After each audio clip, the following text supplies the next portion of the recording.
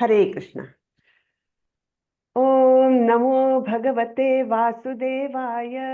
ओम नमो भगवते भगवते वासुदेवाय। वासुदेवाय। ओम नमो भगवते वासुदेवाय। ओम अज्ञानतिमिरान्धस्य ज्ञानाञ्जनशलाकया चक्षुरुन्मिलितं येन तस्मै श्रीगुरवे नमः। श्रीचैतन्यमनोभीष्टं स्थापितं येन भूतले स्वयं रूपः कदा मह्यं ददाति स्वपदान्तिकं। वन्देऽहं श्रीगुरो श्रीयुतपदकमलं श्रीगुरुन् वैष्णवांश्च श्रीरूपं साग्रजातं सहगण रघुनाथान्वितं तं सजीवं साद्वैतं सावधूतं परिजनसहितं कृष्णचैतन्यदेवं श्रीराधा कृष्णपादान् सहगण ललिता श्रीविशाखान्वितांश्च। हे कृष्ण करुणा सिंधु दीनबंधु जगतपते गोपेश गोपिका कांत श्री राधा कांत नमोस्तुते। तप्त कांचन गौरांगी राधे वृंदावनेश्वरी वृषभानुसुते देवी प्रणमामि हरिप्रिये। नमो विष्णुपदाय कृष्णपृष्ठाय भूतले श्रीमते भक्ति वेदांत स्वामी इति नामिने। नमस्ते सारस्वते देवे गौरवाणी प्रचारिणे निर्विशेषाय शून्यवादी पाश्चात्य देशतारिणे। जय श्री कृष्ण चैतन्य प्रभो नित्यानंदा श्री अद्वैत गदाधर श्रीवासादि गौर भक्त वृंदा। हरे कृष्णा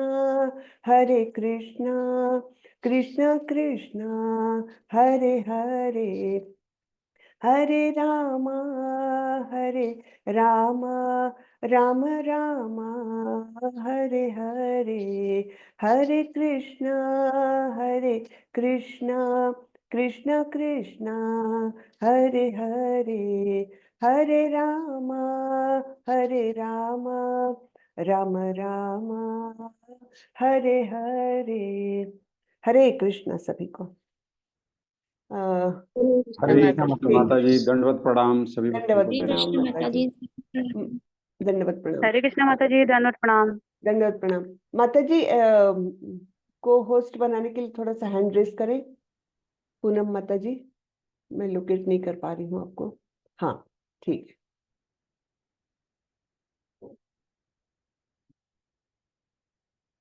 जी माता जी ठीक है। हरे कृष्णा। तो एक हफ्ते बाद मिल रहे हैं, सब याद है ना? हमने क्या क्या अभी तक पढ़ा। हाँ, तो हमने पहले अध्याय से लेकर एक क्विक रिवीजन ले लेते हैं हम लोग, है ना। पहले अध्याय में क्या हुआ था?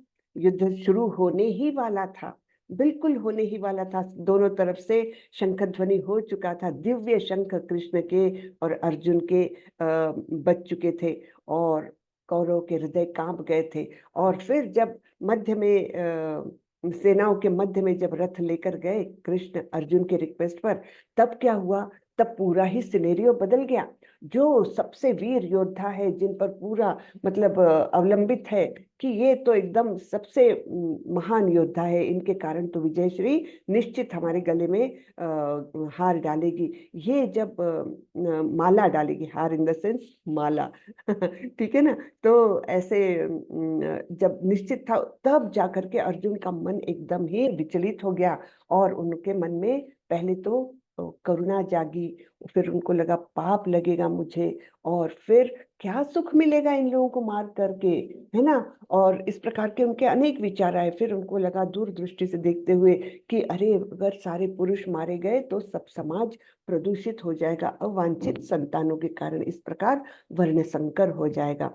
और फिर दूसरे अध्याय की शुरुआत में वो बताते हैं कि मैं असमंजस में पड़ गया हूँ, मुझे निर्णय लेने की क्षमता अब मुझ में नहीं है, और इसलिए फिर वे 7वें 11वें श्लोक में दूसरे अध्याय के भगवान का शिष्यत्व ले लेते हैं, है ना, उनको शरण जाते हैं और उनका शिष्य बन जाते हैं। और तब कहीं ये रोल्स बदल गए हैं। कृष्ण और अर्जुन के बीच जो साख्य भाव था वो अभी गुरु शिष्य का नाता हो गया, और तब जाकर के कृष्ण उनको उपदेश देना चालू करते हैं। पहली शंका जो थी दया आ रही है, तो उसका खंडन कौन से बातों से करते हैं? हैंड रेज करके फटाफट बताइए मुझे, कैसे खंडन करते हैं अर्जुन की समस्या का कि मुझे दया आ रही है? फटाफट बताइए, और सब लोग पार्टिसिपेट करें प्लीज, प्लीज सब लोग पार्टिसिपेट करें, ऐसा नहीं कि वही वो लोग उत्तर देते जाएं। हैंड रेज करें, कौन जानता है पहली शंका का खंडन कैसे किया था? सुधीर प्रभु, आप तो बहुत ज्ञानी हैं, आपसे क्या पूछना। हाँ, और कोई? नहीं, ये ऐसा नहीं है माता जी। जी जी प्रभु, ऐसे ही है। कौन बताएगा? हैंड रेज करे फटाफट। अरे इतना ही हरे सिंपल कृष्णा आंसर, माता जी। इतना सिंपल माता क्वेश्चन। जी, जी भगवान बोले कि हम आत्मा है, शरीर नहीं है। और अर्जुन सोच रहा है तो शरीर के स्तर पर सोच रहा है। वेरी ये गुड। मेरा मेरा सभी रिश्तेदार है, पर गुरु है, कृपाचार्य द्रोणाचार्य सभी, तो इनको मार को हमको क्या मिलेगा? तो भगवान बिल्कुल वही सही। दिखाए कि आत्मा है, शरीर क्या मतलब ये है।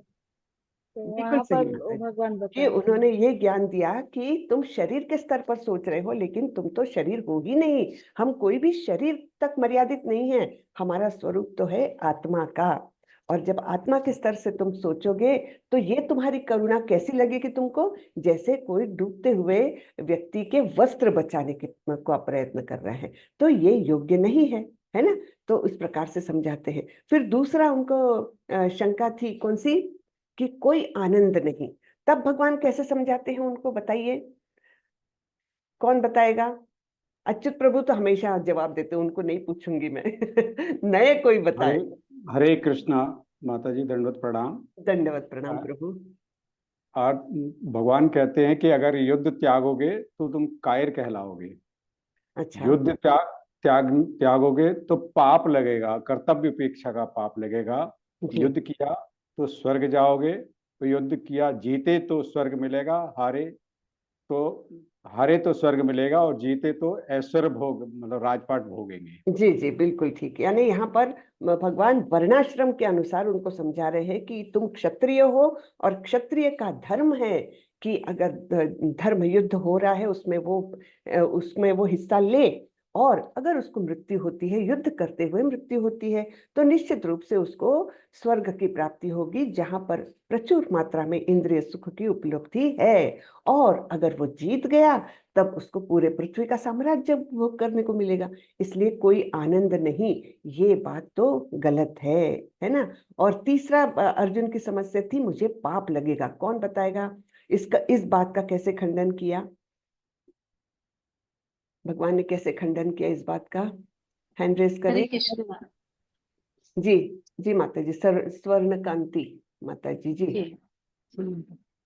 माता जी, जब अर्जुन ने कहा कि मुझे अपने स्वजनों को मारकर पाप लगेगा, तो वहां पर भगवान श्री कृष्ण समझा रहे हैं कि तुम्हें पाप लगेगा ही नहीं, क्योंकि ये सब पहले से ही मर चुके हैं।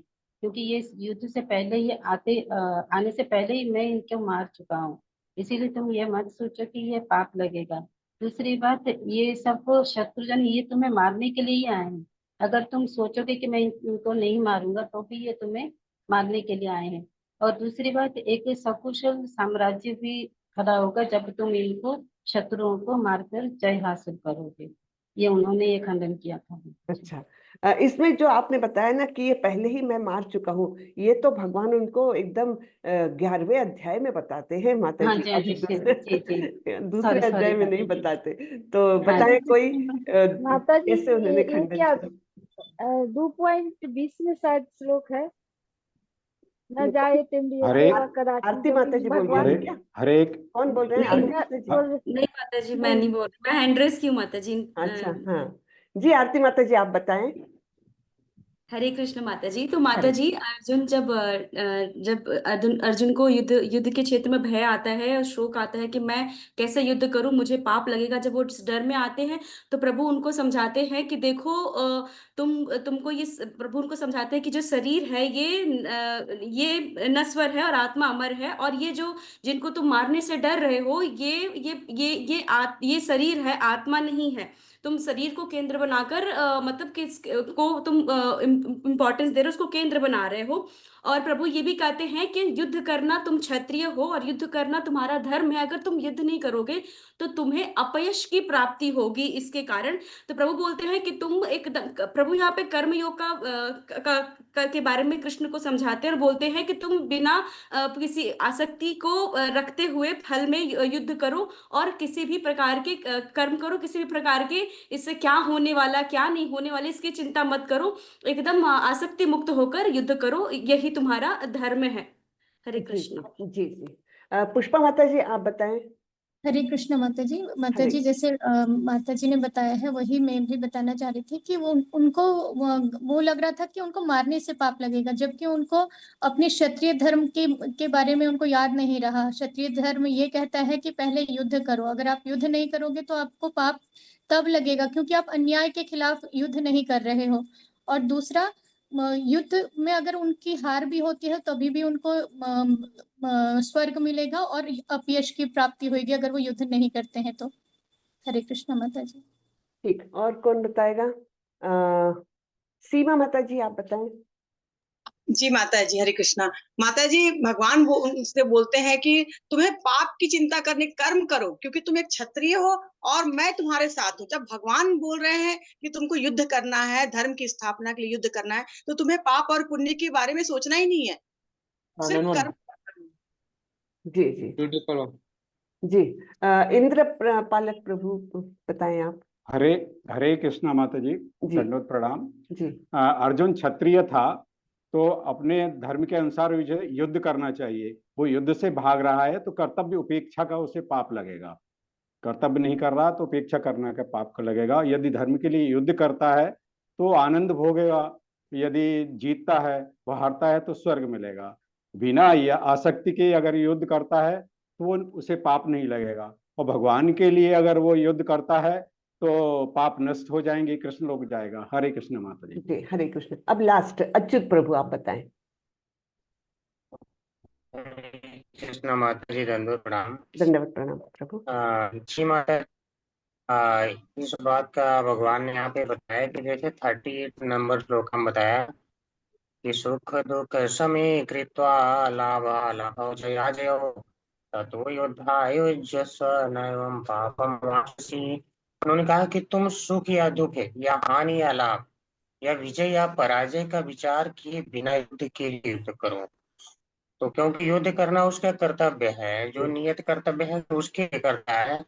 भगवान ने कहा युद्ध के लिए युद्ध करो, तो ऐसा करने पर तुम्हें पाप नहीं लगेगा। अर्थात अगर युद्ध के लिए युद्ध नियत कर्म करते हो तो यह बुद्ध योग के अंतर्गत आएगा।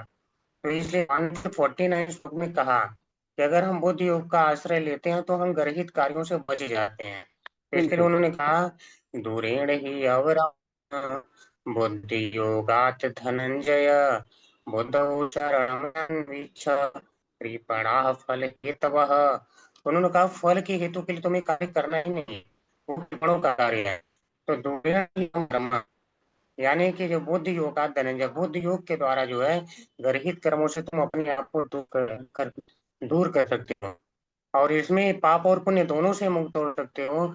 इसके लिए उन्होंने बताया कि 50 नंबर श्लोक का बुद्धि युक्तो जहाति उभयेषु दुष्कृते तस्मात् योगाय युञ्जस्व योगः कर्मसु कौशलम। तो भगवान ने कहा तुम्हारे कर्म का कौशल इस योग में ही निहित है कि बुद्धि युक्त के द्वारा तुम दोनों से इसी जीवन में मुक्त हो जाओ, वो भी यानी दोनों से, सुकृत और दुष्कृते दोनों से।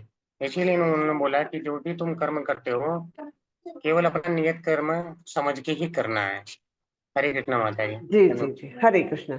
सबने बहुत अच्छा बताया, आपने बहुत अच्छा बताया अच्युत प्रभु, वेरी गुड, है ना। ऐसे श्लोकों के सहारे हमको बोलना बताना सीखना है अभी, हाँ। क्योंकि क्या है अभी अपने भक्ति शास्त्री का प्राइमरी उद्देश्य क्या है कि हम जाकर लोगों को कृष्ण भावनामृत क्या है ये बता सके, है ना। और हमेशा हम कोई भी बात रखते हैं ना, उसको शास्त्रों का आधार देते हुए बताना चाहिए कि कौन सा श्लोक कोई कोट कर लो या ऐसे शास्त्रों में से कोई कथा बताओ, तो फिर अपने बातों का वजन भी होता है। तो इसलिए हम सबको ऐसा प्रयत्न करना है कि कब कोई भी बात बताते तो थोड़ा सा श्लोकों का आधार हम दे सके, ठीक है ना। तो सभी को ये रिक्वेस्ट है कि थोड़ा श्लोकों पर भी ध्यान दें। तो चलिए आज का सेशन हम चालू करते हैं। बाकी के 2 पॉइंट्स रह गए थे, कौन से? एक तो बताया था वर्ण संकर, है ना, कि उससे अवांछित संतानें पैदा हो जाएगी। तो भगवान उसके बारे में बताते हैं कि तुम स्वयं एक रोल मॉडल बनो। यद यद आचरति श्रेष्ठ तत्तद देवे तरोजना सयत प्रमाणम कुरुते लोकस्तद अनुवर्तते। तो बता रहे हैं कि तुम स्वयं एक रोल मॉडल बनो। तो क्योंकि उच्च स्थान पर जो व्यक्ति होते हैं, श्रेष्ठ व्यक्ति होते हैं समाज के, तो उनका अनुसरण सभी लोग करते हैं।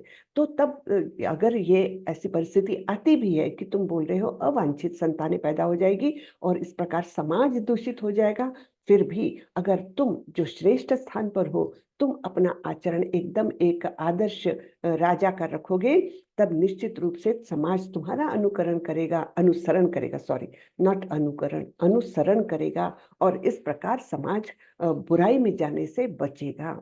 और यही काम स्वयं भगवान भी करते हैं। वो आगे जाकर बताने वाले हैं कि मुझे तो कोई भी कर्म करने की आवश्यकता ही नहीं, मुझे कौन सी चीज की आवश्यकता है ना। मेरे लिए कोई कर्म, नियत कर्म है ही नहीं, मेरे लिए कर्तव्य सच कुछ है ही नहीं, फिर भी मैं करता हूँ। क्यों? क्योंकि लोग मेरा अनुसरण करेंगे। और अगर मैं निष्क्रिय बैठ गया तो फिर क्या होगा कि लोग भी उसी प्रकार मतलब निष्क्रिय हो जाएंगे और इस प्रकार समाज खराब होने का जो बुरा श्रेय है वो मुझे मिलेगा, है ना, दूषण मुझे मिलेगा इस प्रकार से। तो ये आगे बताने वाले हैं भगवान। तो वो हो गया। और जो असमंजस की स्थिति थी वो धीरे धीरे अभी एक शंका का निरसन करते हुए भगवान अर्जुन की स्थिति को बेहतर बना रहे हैं। तो चलिए हम श्रीला प्रभुपाद को प्रणाम करते हैं, हमारी सारी गुरु परंपरा को प्रणाम करते हैं, हमारे राधा गोविंद जी को प्रणाम करते हैं और आज का सत्र चालू करते हैं यहाँ से, ठीक है। तो हमने थोड़ा सा रिकैप ले लिया। तो ये है हमारा पहली इकाई चल रही है जिसमें 1 से 6 अध्याय कवर हो जाएंगे और ये हमारा छठा पाठ है आज का। पाठ 5 की समीक्षा कर लेते हैं। एक आत्मज्ञानी आत्मा के लक्षणों के रूप में अर्जुन के प्रश्न पर कृष्ण की प्रतिक्रिया का एक सिंहावलोकन प्रस्तुत किया। हाँ, आत्मज्ञानी है तो जैसे हमने स्थित प्रज्ञ के लक्षण पूरे पढ़े थे, है ना। क्या क्या थे स्थित प्रज्ञ के लक्षण? कि वो सुख और दुख में विचलित नहीं होता। हाँ, और तो और जब कोई भी विपरीत परिस्थिति आती है, जब इंद्रिय विषयों से उनका सामना होता है इंद्रियों का, तब वो क्या करता है? वो कछुए के समान अपने सारे इंद्रियों को अपने अंदर खींच लेता है और खुद की रक्षा करता है, इंद्रिय विषयों की ओर वो मोहित नहीं होता। और ऐसी बहुत सारी बातें हमने स्थित प्रज्ञ के बारे में सुनी। स्थित धीर मुनिर उच्चते, है ना, दो शब्द इस्तेमाल हुए हैं। अर्जुन ने स्थित प्रज्ञ कहा है और फिर आगे जब भगवान एक्सप्लेन कर रहे हैं तब स्थित धीर मुनि ऐसा शब्द वापरा गया है, जिसकी बुद्धि कोई भी परिस्थिति में विचलित नहीं होती, उनको कहा गया है स्थित धीर मुनि। तो सारे हमने स्थित प्रज्ञ के लक्षण देखे थे। फिर परम दृष्टवा के अपने अनुभवों से सामान्य सिद्धांत प्रस्तुत किए, है ना। तो परम दृष्टवा निवर्तते, तो कब वो निचले स्तर के रसों को त्याग देगा? जब उसको उच्च रस मिलेगा, है ना। जैसे हमारा भी होता है कि कब हम खराब चीजों के प्रति आकर्षण हमारा अपने आप बंद हो जाएगा? जब हमको हायर टेस्ट मिलेगा। तो वैसे ही परम दृष्टवा, तब जब हमको भक्ति का आस्वादन हम करने लगते हैं, तब बाकी के सारे रस उसके सामने अत्यंत गौण लगने लगते हैं और अपने आप ही उन इंद्रिय विषयों से हमारा मन अलग होने लगता है, क्योंकि हमने हायर टेस्ट अनुभव की है ना। फिर कारणों की पहचान की और कर्मयोग के कर्म संन्यास से श्रेष्ठ होने की प्रासंगिकता पर चर्चा की। तो ये भी हमने देखा था कि किस प्रकार एक अगर व्यक्ति केवल बाह्य तौर पर, बाहरी तौर पर जाकर के संन्यास लेता है, हाँ, भगवे वस्त्र पहन लिए और गले में मालाएं पहन ली, बड़ी बड़ी जटाएं हो गई, दाढ़ी हो गई, और जाकर मैंने संन्यास ले लिया, जंगल में जाकर बैठा, लेकिन उसने केवल बाहरी तौर पर अपना ये किया है, लेकिन मनसा स्मरण है ना, तो उसमें क्या होता है, वो मानसिक तौर पर वो उसी में अटका हुआ है। और फिर उसके आचरण को क्या कहा गया है, मिथ्याचारस्य उच्यते कर्मेंद्रियाणि संयम्य य आस्ते मनसा स्मरण इंद्रियार्थान विमूढ़ात्मा मिथ्याचारस्य उच्यते। ऐसा उसको छठे श्लोक में भगवान ने बोला हुआ है ना। तो ऐसे व्यक्ति को ऐसा आचरण भगवान को पसंद नहीं है। भगवान बोलते हैं कि कर्म संन्यास से कर्म योग जो अपने नियत कर्तव्य करना है वो ज्यादा श्रेष्ठ है। तो ये सब हमने चर्चा की थी। तो वर्णाश्रम धर्म, हाँ, तो हमने यहाँ तक 9वें श्लोक तक देख लिया था, है ना। हाँ, तो 8वें श्लोक में भगवान बोलते हैं नियतम कुरु कर्मत्वम कर्म जायो ह्य अकर्मण, हाँ, शरीर यात्रा पिचते न प्रसिद्ध्येत अकर्मण, हाँ, अपना नियत कर्म करो, क्योंकि कर्म न करने की अपेक्षा कर्म करना श्रेष्ठ है। कर्म के बिना तो शरीर निर्वाह भी नहीं हो सकता। तो कर्म करना तो पड़ेगा ही। तो कैसा कर्म करो, नियत कर्म करो। जो तुम्हारा कर्म, जो कर्तव्य है वो तुमको किसी भी तरीके से पार पड़ना ही है। ये नहीं कि कर्मों को त्याग करके तुम अलग बैठ जाओ, है ना, निष्क्रिय बैठ जाओ। इसको भगवान अनुमोदन नहीं देते हैं। अब कैसे कर्म करना है, कर्म तो करना है बोल रहे भगवान, लेकिन कर्म करना कैसे है उसके बारे में बताते हैं। यज्ञार्थात् कर्मणोऽन्यत्र लोकोऽयं कर्म बंधनः तदर्थम कर्म कौन्तेय मुक्त संगः समाचर। तो कर्म करना है कैसे, श्री विष्णु के लिए यज्ञ रूप में कर्म करना चाहिए। तो ये बहुत ही एक स्पेशल लाइन है इसकी, है ना, बहुत ही इंपॉर्टेंट लाइन है। क्या कर्म तो करना है, कैसे कर्म करना है, यज्ञ के रूप में, विष्णु को प्रसन्न करने के लिए यज्ञ कर्म करना चाहिए। अन्यथा कर्म के द्वारा इस भौतिक जगत में बंधन उत्पन्न होता है। अतः हे कुंती पुत्र, उनकी प्रसन्नता के लिए अपनी नियत कर्म करो, इस तरह तुम बंधन से सदा मुक्त रहोगे। तो यहाँ पर मुझे एक श्लोक याद आ रहा है भागवतम का। तो ये वर्णाश्रम के धर्म के अनुसार बोल रहे हैं भगवान, है ना, कि अपना नियत कर्म करो।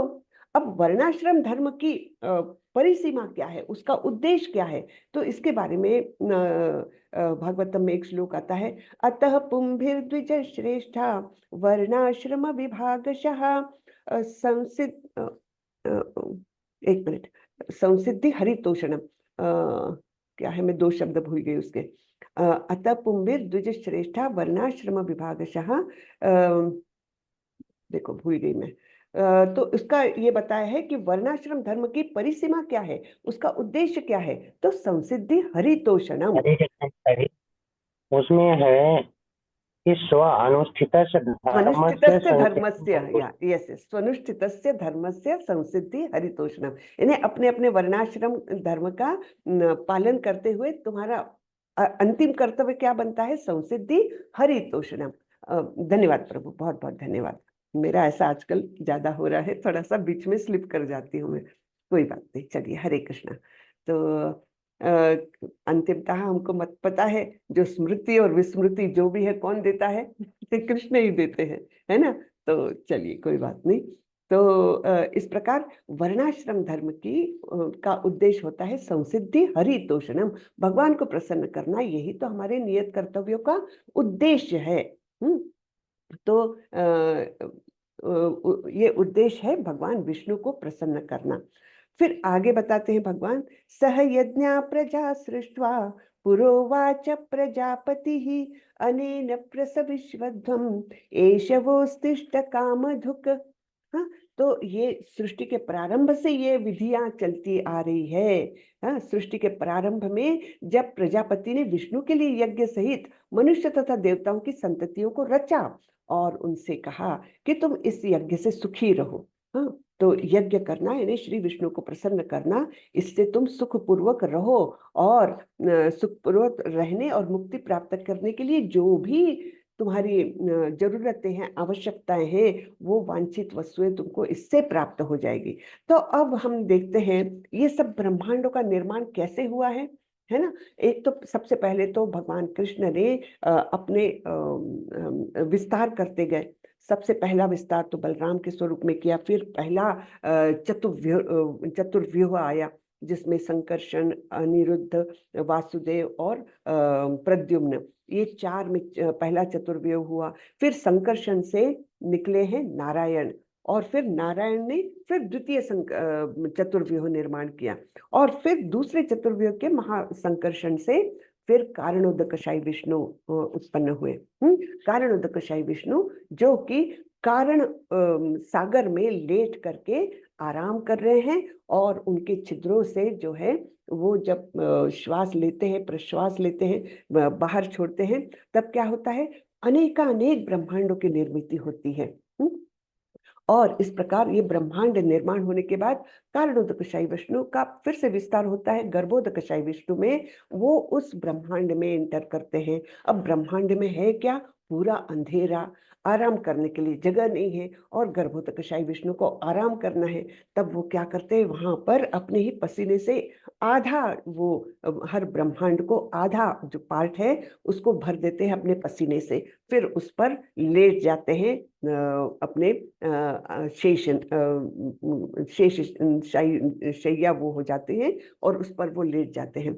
और तब उनके नाभि से जो कमल डंडी निकलती है, तो कमल डंडी के अंदर तीनों लोकों का साम्राज्य हो जाता है, तीनों लोक निर्माण हो जाते हैं। चाहे वो निचले स्तर के वो है ग्रह है, फिर हमारा जो बीच के स्तर का है जो पृथ्वी, भूरलोक और भूवरलोक वगैरह, और फिर उच्च लोक, इन सब की निर्मित होती है। और कमल के सबसे ऊपरी स्थान पर कमल पुष्प के अंदर ब्रह्मा जी निर्मित हो जाते हैं, है ना। और फिर ब्रह्मा जी को उस अंधेरे में उनको तो कुछ पता नहीं चलता कि मुझे क्यों निर्माण किया गया है, मेरा कार्य क्या है। तब उनको अंदर से भगवान ज्ञान देते हैं कि तुमको इस सृष्टि का सृजन करना है। उसके बाद उनका काम चालू हो जाता है। तो ये प्रजापति वगैरह जो है उनकी निर्मित ब्रह्मा जी द्वारा होती है। और तब प्रजापति सबको ये बताते कि विष्णु के लिए जब कर्म करोगे, यज्ञ करोगे, तब तुम्हारे लिए जो आवश्यकता है ना, बहुत सारी आवश्यकताएं हमारी, धूप चाहिए हमको, हाँ, जल चाहिए हमको, है ना, और वनस्पतियां चाहिए हमको खाने के लिए, है ना, सब कुछ चाहिए, और भूमि चाहिए अच्छी हमको रहने के लिए। तो ये सब कुछ हमको चाहिए। तो ये सब चीजें हमको मिलेगी कहाँ से? सारे देवता लोग अलग अलग देवताओं को अलग अलग काम सौंपते हैं भगवान, हाँ, कि तुम ये डिपार्टमेंट संभालो, तुम ये डिपार्टमेंट संभालो, और जो भी जीव है इस ब्रह्मांड के अंदर उनकी सारी आवश्यकताओं की पूर्ति करो। ये हर देवता को अपना अपना काम सौंपा गया है। अब उनको काम तो सौंपा है, लेकिन वो केवल काम करते जाए और हम बद्ध जीव जो है हम बड़े आराम से सबका उपभोग करें, क्या ये योग्य है? नहीं, है ना। तो कम से कम हमारी ग्रेटिट्यूड उनको दिखनी चाहिए कि हाँ, हम बहुत कृतज्ञ है आपके प्रति कि आप हमको सब कुछ जीवन की आवश्यकताएं हमारी पूरी कर रहे हो। तो उसके लिए फिर हमने इस यज्ञ के रूप में उनको वो समर्पित करना चाहिए, और उसके बाद हमने भोग करना चाहिए। तब फिर सारी व्यवस्था सुचारू रूप से चलती रहेगी। लेकिन ये बीच की कड़ी हम तो भूल गए। हमको क्या लगता है, हाँ, सब कुछ अपने आप आ रहा है, अपने आप बरसात होती है, अपने आप गर्मी में बाष्पीभवन हो जाता है, अपने आप क्लाउड्स बनते हैं, फिर बरसात होती है, सब वनस्पतियां हमको फल देती है, अनाज देती है, सब अपने आप होता है। जी नहीं, उसके पीछे भी करने वाला है ना। तो वो कौन है? ये देवता लोग है। और देवता लोग किसके आदेश पर करते हैं? भगवान के आदेश पर करते हैं। तो ये सब सिस्टम चलता रहता है, लेकिन उसके बीच की कड़ी ये है कि हमने कम से कम ग्रेटिट्यूड, वो कृतज्ञता एक दर्शानी चाहिए, और उसके लिए देवताओं के यज्ञों का वो दिया गया है। विधान दिया गया है वेदों में कि देवताओं के लिए यज्ञ करो। लेकिन अब देवता लोग तो बहुत सारे हैं, तो हर एक देवता के लिए एक एक एक करना बड़ा मुश्किल है। तो इसके लिए सबसे आसान तरीका हमको मिला है कि हम कृष्ण को यानी विष्णु को प्रसन्न करें। जब उनको प्रसन्न करेंगे तो बाकी सारे देवी देवता अपने आप ही प्रसन्न हो जाएंगे, है ना। तो इसलिए बहुत आसान तरीका ये किया है, हमको बताया गया है। तो हम यहाँ पर देखते हैं, हाँ, यज्ञों के द्वारा प्रसन्न होकर देवता तुम्हें भी प्रसन्न करेंगे और इस तरह मनुष्यों तथा देवताओं के मध्य सहयोग से सबों को संपन्नता मिलेगी, प्राप्त होगी। तो ये एक वो क्रिया है जो हम छोड़ देते हैं और इसी के कारण ये आजकल की जो समस्याएं हम देखते हैं, कहीं पर बहुत ज्यादा बाढ़ आ रही है, कहीं पर सूखा पड़ रहा है, कहीं पर अर्थक्वेक हो रहा है, कहीं आग लग रही है। तो ये समस्याएं क्यों? क्योंकि हमने ये बीच की कड़ी को छोड़ दिया, भूल गए हैं।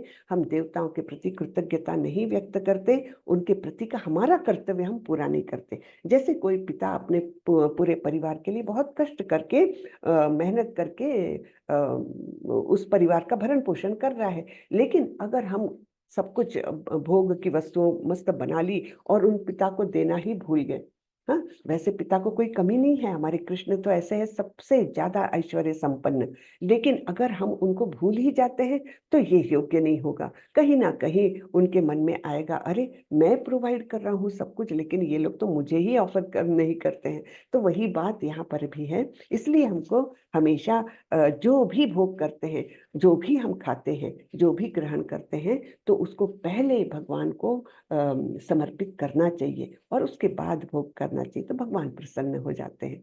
ठीक है ना। तो यही सारी बातें इन श्लोकों में बताई गई है।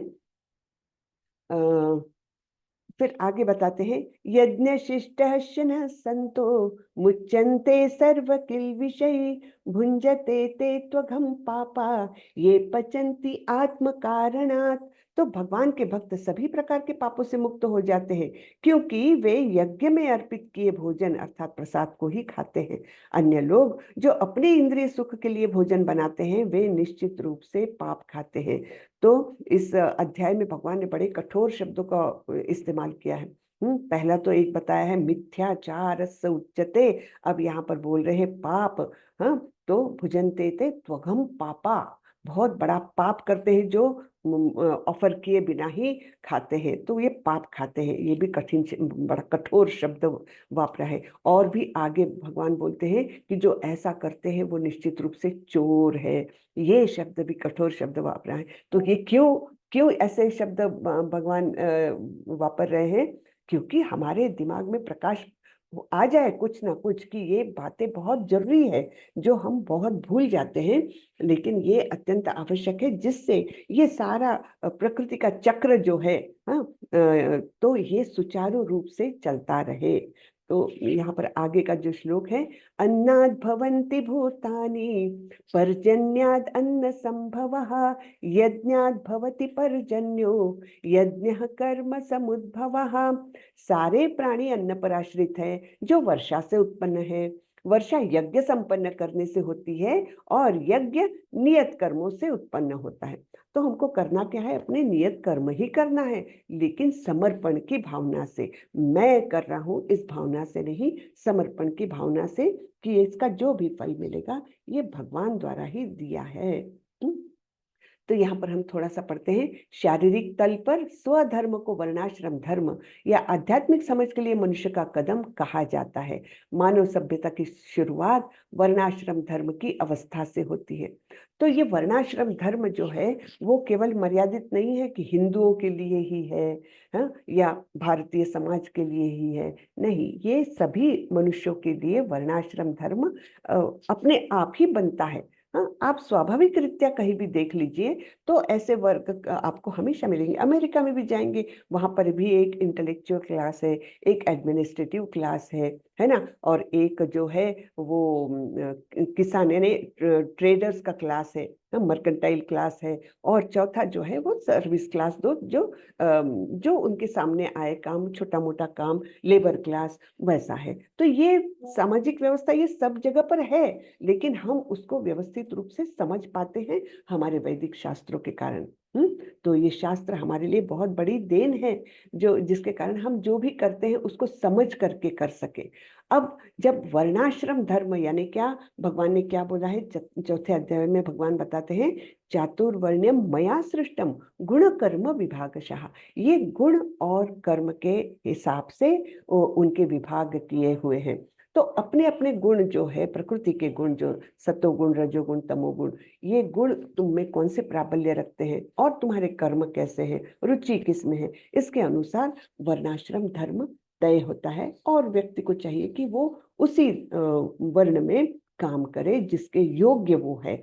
ये नहीं कि अपना मेरा स्वभाव तो है ब्राह्मणिकल काम करने का, मुझे पठन पाठन में इंटरेस्ट है, लेकिन फायदा है वो ट्रेडिंग में, तो क्यों ना मैं ट्रेडिंग करूं, ऐसा सोचना नहीं चाहिए। जो हमारा स्वभाव है उसी के अनुसार हमारे नियत कर्तव्य हमको करना चाहिए। तो वर्णाश्रम धर्म का पालन करने के परिणाम क्या होता है? कोवार्थ आप तो भजता स्वधर्मतः। अपने व्यावसायिक कर्तव्य में पूरी तरह से लगे हुए एक अभक्त को कुछ भी हासिल नहीं होता। वो अभक्त है। तो भक्त जब रहेगा तब वो चाहे वो मतलब कम कुशलता से कार्य कर सके, फिर भी उसमें उसको कोई नुकसान नहीं है। लेकिन वो अगर अभक्त है तब फिर वो व्यावसायिक कर्तव्य में पूरी तरह से भी लगा रहे तब भी उसको कुछ हासिल नहीं होता, क्योंकि उसका जो जीवन का अंतिम ध्येय है उस तक वो पहुंच ही नहीं पाता है ना। तो यहाँ पर ये श्लोक जो कोट किया है इसका अर्थ यही है कि जो भक्त है वो अधूरा ही चाहे मतलब योग्य तरीके से ना भी कर सके कोई अपने कर्तव्य, फिर भी उसमें कोई उसको नुकसान नहीं है। लेकिन अगर वो अभक्त है तो उसको कोई श्रेय नहीं मिल सकता। तो कृष्ण भावनामृत के अभ्यास के परिणाम में बताया था स्वल्पम अप्यस्य धर्मस्य त्रायते महतो भयात। ये मैं एक्चुअली ये श्लोक एक्सपेक्ट कर रही थी जब मैंने बोला था कि पाप लगेगा, ऐसे अर्जुन का जो है उसका निराकरण करने के लिए क्या भगवान ने बताया था। तो ये मैं थोड़ा एक्सपेक्ट कर रही थी। नेहा भी क्रमनाशोस्ति प्रत्यवायो न विद्यते स्वल्पम अप्यस्य धर्मस्य त्रायते महतो भयात। तो इस पथ पर थोड़ी सी उन्नति ही सबसे खतरनाक प्रकार के भय से रक्षा कर सकती है। हाँ, तो सबसे खतरनाक प्रकार का भय कौन सा है मनुष्य के लिए? कौन बता सकेगा मुझे सबसे खतरनाक प्रकार का भय? तो ये कौन सा भय है भाई हमारे लिए, बताएं जरा। माता जी मृत्यु का भय माता जी। अच्छा, हरे कृष्णा माता जी। हाँ माता जी भगवान का विस्मरण हमारे लिए सबसे बड़ा भय होना चाहिए। कौन सा भय? लेकिन मुझे सुनाई नहीं दिया। भगवान का विस्मरण हमारे लिए सबसे बड़ा भय का कारण होना चाहिए, लेकिन हमारे लिए जो भौतिक शरीर जिनको भगवान के प्रति रुचि नहीं है उनके लिए भौतिक चीजें ज्यादा मैटर करती हैं। ओके जी। भक्ति से छूटना माता जी। भक्ति से छूटना, ओके। और कोई थोड़ा सा बता। अरे अपयस जो है मृत्यु से भी खतरनाक भय, ज्यादा खतरनाक है। ओके। हरे कृष्ण माता जी। पतन। हाँ, पतन माता जी। पतन। हाँ, पतन कहाँ से पतन? भक्ति से। अच्छा, ओके। हरे कृष्ण माता जी। जन्म मृत्यु के चक्कर का वो भय ज्यादा है। ओके। जी अच्युत प्रभु आप कुछ बताएंगे? माता जी अपने कर्म से विमुख होना, अपने कर्म से विमुख होना भी भय है, अपने कर्म से भय। विमुख। अच्छा, और प्रभु बताएं अच्युत जी। जी माता जी, एक जगह जैसे प्रभुपाद जी ने तात्पर्य में इसी गीता में लिखा है कि मनुष्य का सबसे बड़ा भय होना चाहिए कि फिर से वह 84 लाख के चक्कर में न पड़ जाए। एकदम करेक्ट। 84 लाख के चक्कर में वह करेक्ट, एकदम करेक्ट। यानी मनुष्य जन्म प्राप्त होने के बाद भी अगला जन्म उसको पशु योनि में मिल जाए, ये सबसे खतरनाक प्रकार हो सकता है भय का। सबसे खतरनाक चीज ये है कि हम यहाँ तक इतने योनियों में प्रवास करने के बाद हम यहाँ तक आए हैं, और ये मिलने के बाद भी यानी हमको लॉटरी लगी है इतनी बड़ी, और उसके बाद हमने वो बैग ही खो दिया पूरा। तो फिर क्या है ना, ये सबसे बड़ा भय है हमको कि हम मनुष्य योनि में आने के बाद भी मनुष्य योनि का जो लक्ष्य होना चाहिए, वो जो उद्देश्य होना चाहिए, वो दृष्टि में ही नहीं आया। हाँ, तो दृष्टि में नहीं आया तो हमने प्रयत्न भी नहीं किए। थोड़े भी प्रयत्न किए तो चलो हमको इस भय से मुक्ति मिल जाएगी, लेकिन प्रयत्न भी नहीं किए तब फिर हमको क्या होगा, हमको कुकर सुकर का कोई भी योनि हमको मिल सकती है, कुत्ते बिल्ली बन सकते हैं। कितनी भयानक बात है ये सबसे खतरनाक प्रकार का भय है।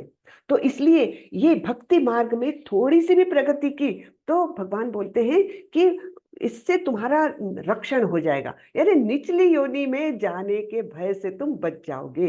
यानी क्या कि यहाँ पर हमने 2 कदम ही सही चले हैं, भक्ति में 2 ही कदम चले हैं, कोई बात नहीं, अगला जन्म आपको मनुष्य का मिलेगा और आपको ऐसी परिस्थितियां दी जाएगी कि आप वो दूसरे कदम के आगे के कदम सुचारू रूप से आगे प्रगति कर सको। यानी आपका नुकसान नहीं होगा, आपने दूसरी क्लास ही पास की है, नुकसान नहीं है, आप तीसरी क्लास से चालू हो जाओगे। लेकिन भौतिक जगत में हम क्या देखते हैं कि इस जीवन में तो उसने बहुत पीएचडी कर लिया, सब कुछ कर लिया, अगला जन्म चलो उसको मनुष्य का भी मिला, तब क्या उसको एकदम उस स्थान से उसको आगे बढ़ने को मिलेगा? नहीं, उसको फिर से ABCD, A for Apple, B for ball, सब उसको सीखना ही पड़ेगा। लेकिन यही आध्यात्मिक जगत की खासियत है कि हमने थोड़ी सी भी प्रगति कर ली तो वो हमारी कभी विनष्ट नहीं होती। हमको अगला जन्म भगवान चाहते हैं ना कि हम सभी लोग जो बद्ध जीवन में अटके हुए हैं, बद्ध जीव हैं, हम उनके पास वापस जाए, भगवान चाहते हैं, इसलिए वो हमको बार बार चांस देते हैं ये। तो ये एक फायदा हो जाता है कि हमने, चलो ऐसा हो जाता है कि अभी इस बार कृष्ण भावनामृत में आने के लिए मैं तो अभी इतने उम्र की हो गई और बस 2 ही कदम नहीं चल पाई, थोड़ा सा ही कृष्ण के बारे में पता चल रहा है और चाहे हो सकता है मेरी मृत्यु हो जाए। तो क्या, तो जो पढ़ा है क्या, या जो भक्ति थोड़ी सी निर्माण हुई है हृदय के अंदर, वो क्या विनष्ट हो जाएगी? नहीं। ये सबसे बड़ा फायदा है आध्यात्मिक जगत का कि अगला जन्म भगवान निश्चित रूप से हमको मनुष्य का देंगे और ऐसे परिवार में देंगे, ऐसे वातावरण में देंगे कि हमारा वो भक्ति का सुप्त जो बीज है अंदर कहीं तो भी वो और डेवलप होने के लिए हमको चांस मिले, है ना। तो कितनी बड़ी बात है। तो इसलिए ये खतरनाक प्रकार का भय, सबसे खतरनाक प्रकार का भय यही है जिससे हमारी रक्षा हो सकती है। कृष्ण भावनामृत में गतिविधि या इंद्रिय तृप्ति की अपेक्षा के बिना कृष्ण के लाभ के लिए कार्य करना कार्य का उच्चतम पारलौकिक गुण है। ठीक है, तो कृष्ण भावनामृत में जो भी कार्य करते हैं, यानी क्या कि केवल कृष्ण के लाभ के लिए कार्य करना, कृष्ण को प्रसन्न करने के लिए कार्य करना, ये हमारे कार्य को पारलौकिक बना देता है, दिव्य बना देता है। वो साधारण गतिविधि नहीं रह जाती, वो दिव्य हो जाती है। ऐसी गतिविधि की एक छोटी सी शुरुआत भी कोई बाधा नहीं पाती और न ही वह छोटी सी शुरुआत किसी भी स्तर तक हो ही जा सकती है। तो कभी भी, जैसे हम इसमें बोलते हैं ना, साइंस में बोलते हैं ना, energy can never be created not destroyed, तो यहाँ पर हम ये बोल सकते हैं भक्ति वो खोई नहीं जाती है ना, it can not be destroyed, वो रहती है हमारे अंदर, कहीं ना कहीं छुपी हुई रहती है। अगले जन्म में सही, उसके अगले जन्म में सही, उसके अगले जन्म में सही, कहीं ना कहीं वो निकल के आएगी और भगवान हमको उतने मौके भी देते हैं। तो ये हमारे लिए बहुत ही आश्वासन वाला, बहुत ही अच्छा आश्वासन है ये भगवान द्वारा दिया हुआ। तो अब समूह अभ्यास करना है। वर्णाश्रम धर्म का पालन किन परिस्थितियों में आवश्यक है? कृष्ण भावनामृत का अभ्यास आरंभ करने के लिए क्या योग्यताएं आवश्यक है? हाँ, तो बताएं मुझे, कृष्ण भावनामृत का अभ्यास आरंभ करने के लिए क्या योग्यताएं हैं? आप हैंड रेस कर सकते हैं और बता सकते हैं।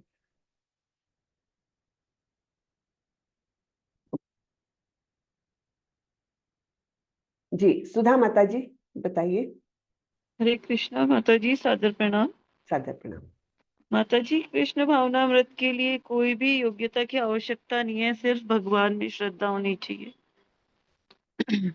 और भगवान की भक्ति करें हम।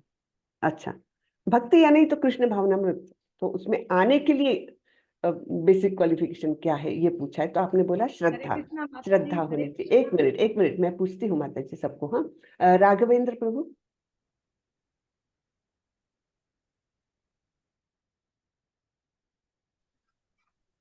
हरे कृष्ण माता जी।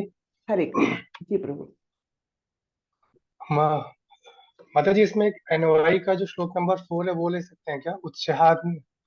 उत्साह निश्चयात धैर्यात।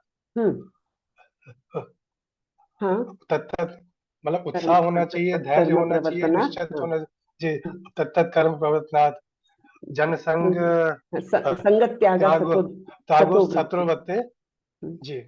संगत त्यागात सतो तो वृत्ति षड्विधि भक्ति प्रसिद्धते, षड्विधा षड्विध भक्ति प्रसिद्धते। हाँ, उत्साहात निश्चय जी माता धैर्य, जी। है ना।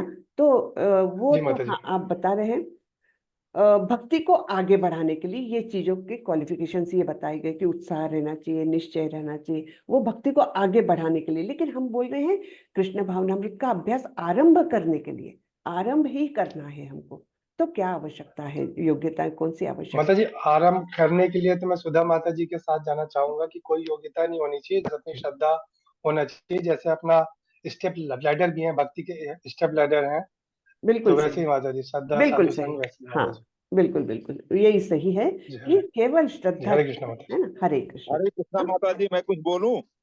जी प्रभु, कौन बोल रहे हैं? कृष्ण भावनामृत के लिए कुछ योग्यताएं हैं, हाँ, मैं भी अपनी बात को साझा कर रहा हूं।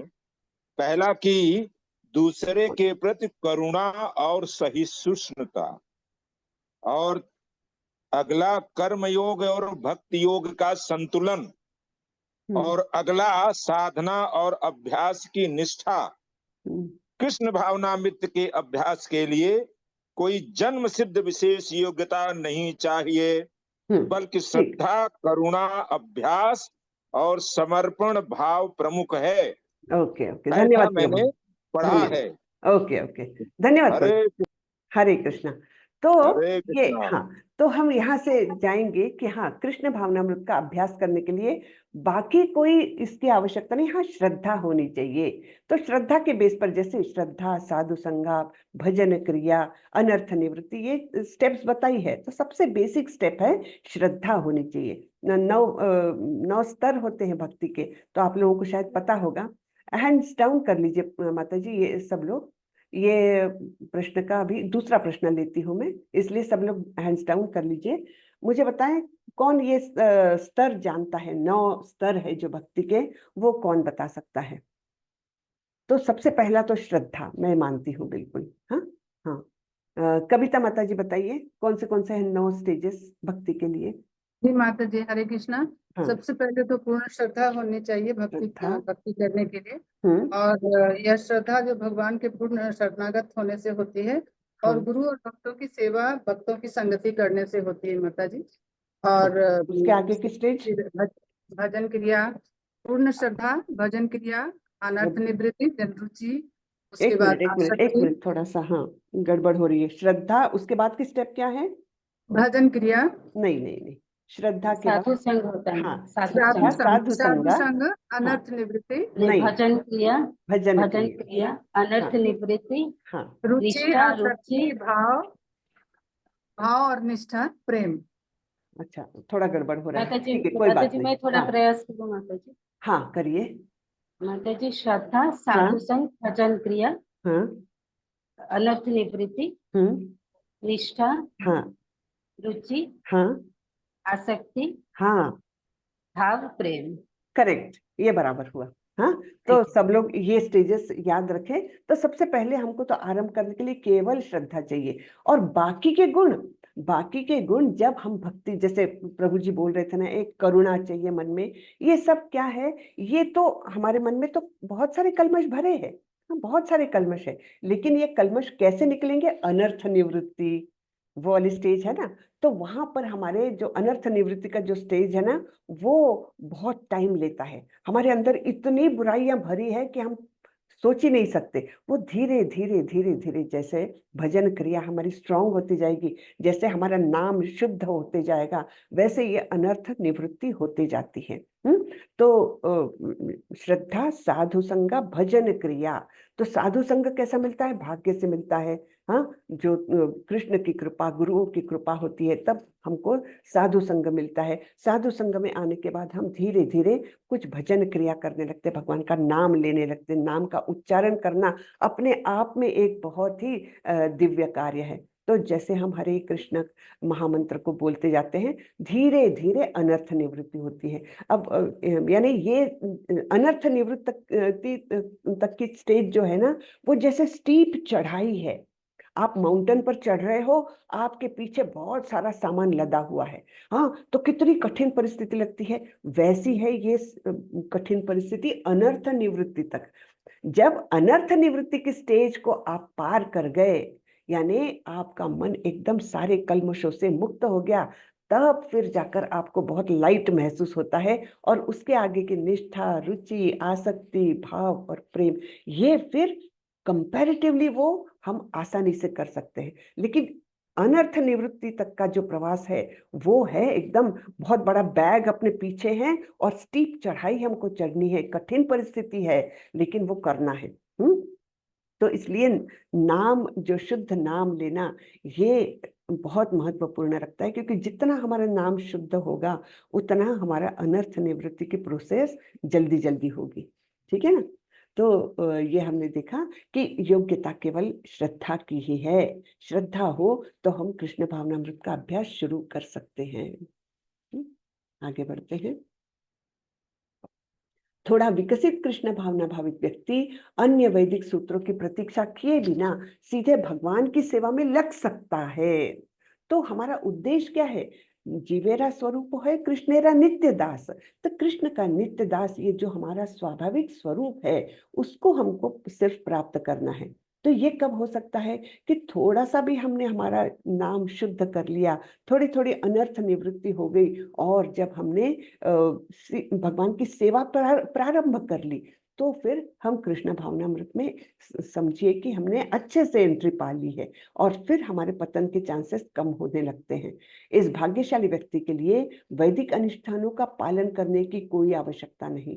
तो ये जो अन्नाद भवन्ति भूतानि पर्जन्याद अन्न संभवः यज्ञाद भवति पर्जन्यो यज्ञ कर्म समुद्भवा। तो ये यज्ञ जो बताया गया है ना, नियत कर्तव्य करने का, ये भी कृष्ण भावना भावित व्यक्ति के लिए बंधनकारक नहीं है। हाँ, तो जैसे हम अगर एक उदाहरण देखें, तो आपको कोई स्थान पर ऊंचा चढ़ना है ना, बाहरी मतलब रेगुलर अपनी सीढ़ी नहीं है कंस्ट्रक्टेड, लेकिन बाहर से आपको कहीं ऊपर स्थान तक अगर चढ़ना है, तब आपको कौन सी चीज की आवश्यकता है? एक सीढ़ी की, लकड़ी की सीढ़ी जो होती है ना, वो सीढ़ी लगाए, वहां तक चढ़ गए। तो वहां पर चढ़ने के बाद आप अपना काम करने लगोगे, तब आपको उस चढ़ने वाली सीढ़ी की आवश्यकता नहीं रहती है ना। तो वैसा ही एक श्लोक उसमें आगे जाकर 6ठे अध्याय में भी आता है, आरुरुक्षो मुनिर्योगम कर्म कारणम उच्यते योगारूढ़स्य तस्यैव शमः कारणम उच्यते। तो वो योग में आरूढ़ होने तक उसको अनेक साधनों की जरूरत है। वैसे ही भक्ति में वो करने के लिए हमको कुछ साधनों की जरूरत है योग में आने के लिए, लेकिन एक बार उस स्थान में प्राप्त हो गए आप, तब आपको इन साधनों की जरूरत नहीं रहती। वैसे ही कृष्ण भावना भावित जब एक व्यक्ति हो जाता है, तो उसको इन वैदिक अनुष्ठानों की आवश्यकता ही नहीं रहती, उनके पालन की आवश्यकता ही उसकी निकल जाती है ना। तो और इस प्रकार से वो अपने निर्धारित कर्तव्यों का पालन करने से प्राप्त होने वाले सभी परिणाम भी प्राप्त कर लेता है जब भक्ति में आ जाता है। तो हाँ, तो ये 3.26 का परपट है, आप लोग ध्यान से पढ़िएगा इसको। अब आप वर्णाश्रम की इस प्रणाली को फिर से शुरू नहीं कर सकते, यह संभव नहीं है। लेकिन अगर कोई कृष्ण भावनामृत को अपना लेता है, तो वह स्वतः ही तुरंत ही एक ब्राह्मण और ब्राह्मण से ऊपर हो जाता है, एक वैष्णव ब्राह्मण से ऊपर है। तो यहाँ पर अगर हम चर्चा करने जाए कि आज की परिस्थिति में क्या वर्णाश्रम धर्म का अनुपालन हम कर सकते हैं? तो एक तो हमको पता है कि जो कलयुग है, यहाँ पर सभी लोग कैसे हैं? शूद्र ही है। जन्मता जायते शूद्र, यहाँ पर सभी जन्म से शूद्र ही है। फिर धीरे धीरे थोड़े बहुत डेवलप कर लेते हैं, लेकिन अभी देखिए मोस्टली हम लोग क्या करते हैं? सर्विस करते हैं, किसी की नौकरी चाकरी करते हैं ना। और ये किसका स्वभाव है? शूद्र का। हाँ, तो चाहे हम डॉक्टर भी बन गए लेकिन किसी की सर्विस करते, कोई कॉर्पोरेट हॉस्पिटल में हम नौकरी कर रहे हैं, उसमें बंधन में है, तो एक प्रकार से हम देखेंगे कलयुग में सभी लोग शूद्र है, मोस्टली सभी लोग शूद्र ही है। तो क्या सारा वर्णाश्रम धर्म जैसे पहले था वैसे यहाँ पर लाया जा सकता है? बहुत कठिन है। कलयुग के लिए ये सब करना बहुत ही कठिन है, लेकिन कृष्ण भावनामृत का सहारा ले सकते हैं हम। कृष्ण भावनामृत को जब हम अपना लेते हैं तो हमको इन वर्णाश्रम के बंधनों की भी आवश्यकता नहीं है, हम तुरंत ही ब्राह्मण और ब्राह्मण से ऊपर भी जा सकते हैं, वैष्णव बन जाते हैं हम तब, है ना। तो इस प्रकार अगर वर्णाश्रम धर्म इस परिप्रेक्ष्य में अगर हम सोचे तो ये बड़ा कठिन है उसका अनुपालन करना। लेकिन भक्ति का मार्ग ऐसा है, कृष्ण की भक्ति का मार्ग ऐसा है जो हमको डायरेक्टली एक लिफ्ट के समान, जैसे एक सीढ़ी से जा रहा है कोई और एक लिफ्ट से जा रहा है कोई, तो लिफ्ट वाला इंसान तो बहुत जल्दी पहुंच जाएगा, वैसे ही हमको भक्ति में आने के बाद ये सारे जो सीढ़ियां हैं वो हम तो वैसे ही पार कर जाएंगे, ब्राह्मण से भी ऊपर वैष्णव बन जाएंगे, है ना। तो ये बड़ा भारी फायदा है हमारे लिए, ठीक है। तो कृष्ण ने अर्जुन के तर्कों को पराजित किया, करुणा को ज्ञान से पराजित किया, हमने देखा था, है ना, कि ज्ञान क्या है कि तुम आत्मा हो, शरीर नहीं हो, और इस प्रकार आत्मा को कोई मार नहीं सकता। नैनम छिन्दन्ति शस्त्राणि नैनम दहति पावकः, है ना। तो ये सब हमने देखा था। तो इस प्रकार करुणा को, अर्जुन की करुणा को कृष्ण ने ज्ञान के माध्यम से पराजित किया। फिर आनंद को कर्म कांड के माध्यम से पराजित किया था। क्या क्या बोला था कि अरे तुम तो क्षत्रिय हो, वर्णाश्रम का आधार लो। आधार के इसमें भगवान ने बताया था कि क्षत्रिय को तो युद्ध करना ही है, और अगर उसके युद्ध करते हुए मृत्यु होती है तो उच्च लोक में जाकर प्रचुर मात्रा में इंद्रिय सुख उपलब्ध है, अन्यथा जीत जाता है तो धरती का राज्य उपभोग कर सकता है। फिर पापी प्रतिक्रिया, उसमें बुद्धि योग के बारे में बताया था भगवान ने, है ना। नेहाभिक्रमनाशोस्ति प्रत्यवायो न विद्यते स्वल्पम अप्यस्य धर्मस्य त्रायते महतो भयात्। फिर राजवंश का विनाश, इसमें भी कर्मयोग के बारे में बताया है भगवान ने 3.18, है ना। नैव तस्य कृते नार्थो ना कृते नेह कश्चन न चास्य सर्वभूतेषु कश्चिद अर्थ व्यपाश्रयः। तो भगवान बोलते हैं स्वरूप सिद्ध व्यक्ति के लिए न तो अपने नियत कर्मों को करने की आवश्यकता रह जाती है, न ऐसा कर्म न करने का कोई कारण ही रह सकता है, उसे किसी अन्य जीव पर निर्भर रहने की आवश्यकता भी नहीं रह जाती। तो इस प्रकार से 26 तक भगवान ने बताया है। उसी में ये भी श्लोक आता है, यद यद आचरति श्रेष्ठ। तो खुद को ही ऐसा रोल मॉडल बनाओ कि सब लोग तुम्हारा अनुसरण कर सके। तो यहाँ पर इस श्लोक के माध्यम से भगवान बोलते हैं कि तुम ऐसे समाज का जो पतन है उसको तुम रोक सकोगे अपना ही उदाहरण लोगों के सामने रखकर। यद यद आचरति श्रेष्ठ तत्तत् एवे इतरो जनः सयत् प्रमाणम कुरुते लोकस्तद अनुवर्तते।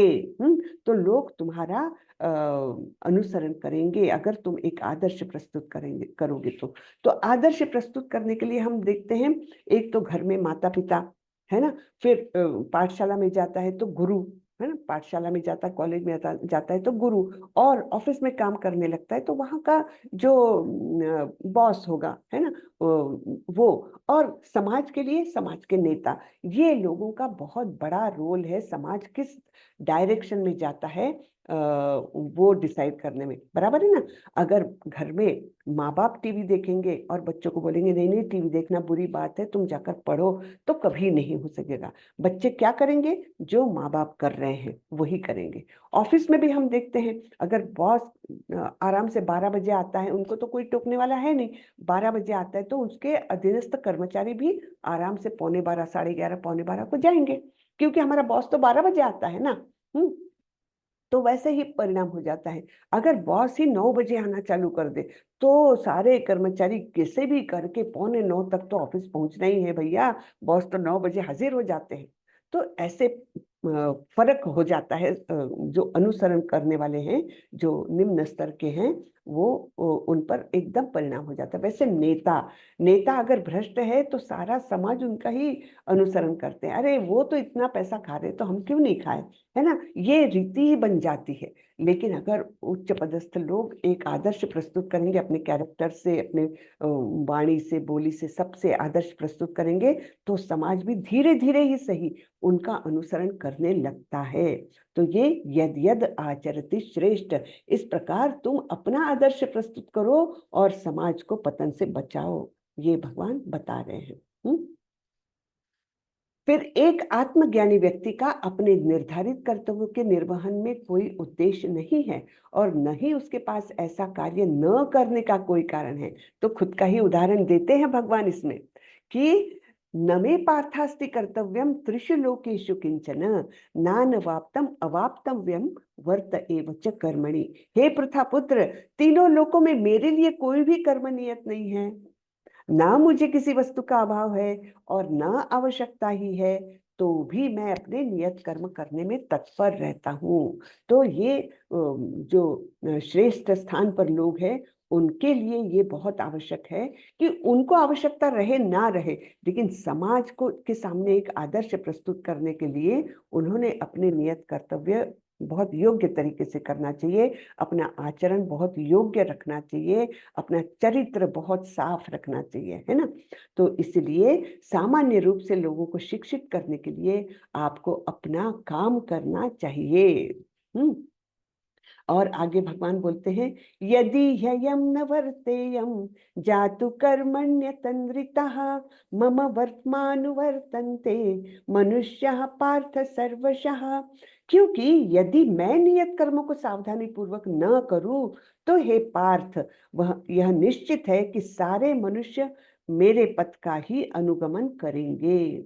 कि मैं अगर योग्य काम नहीं कर रहा हूँ, अपने नियत कर्तव्यों को अच्छी तरह से नहीं कर रहा हूँ, तो सब लोग मेरा ही अनुसरण करेंगे।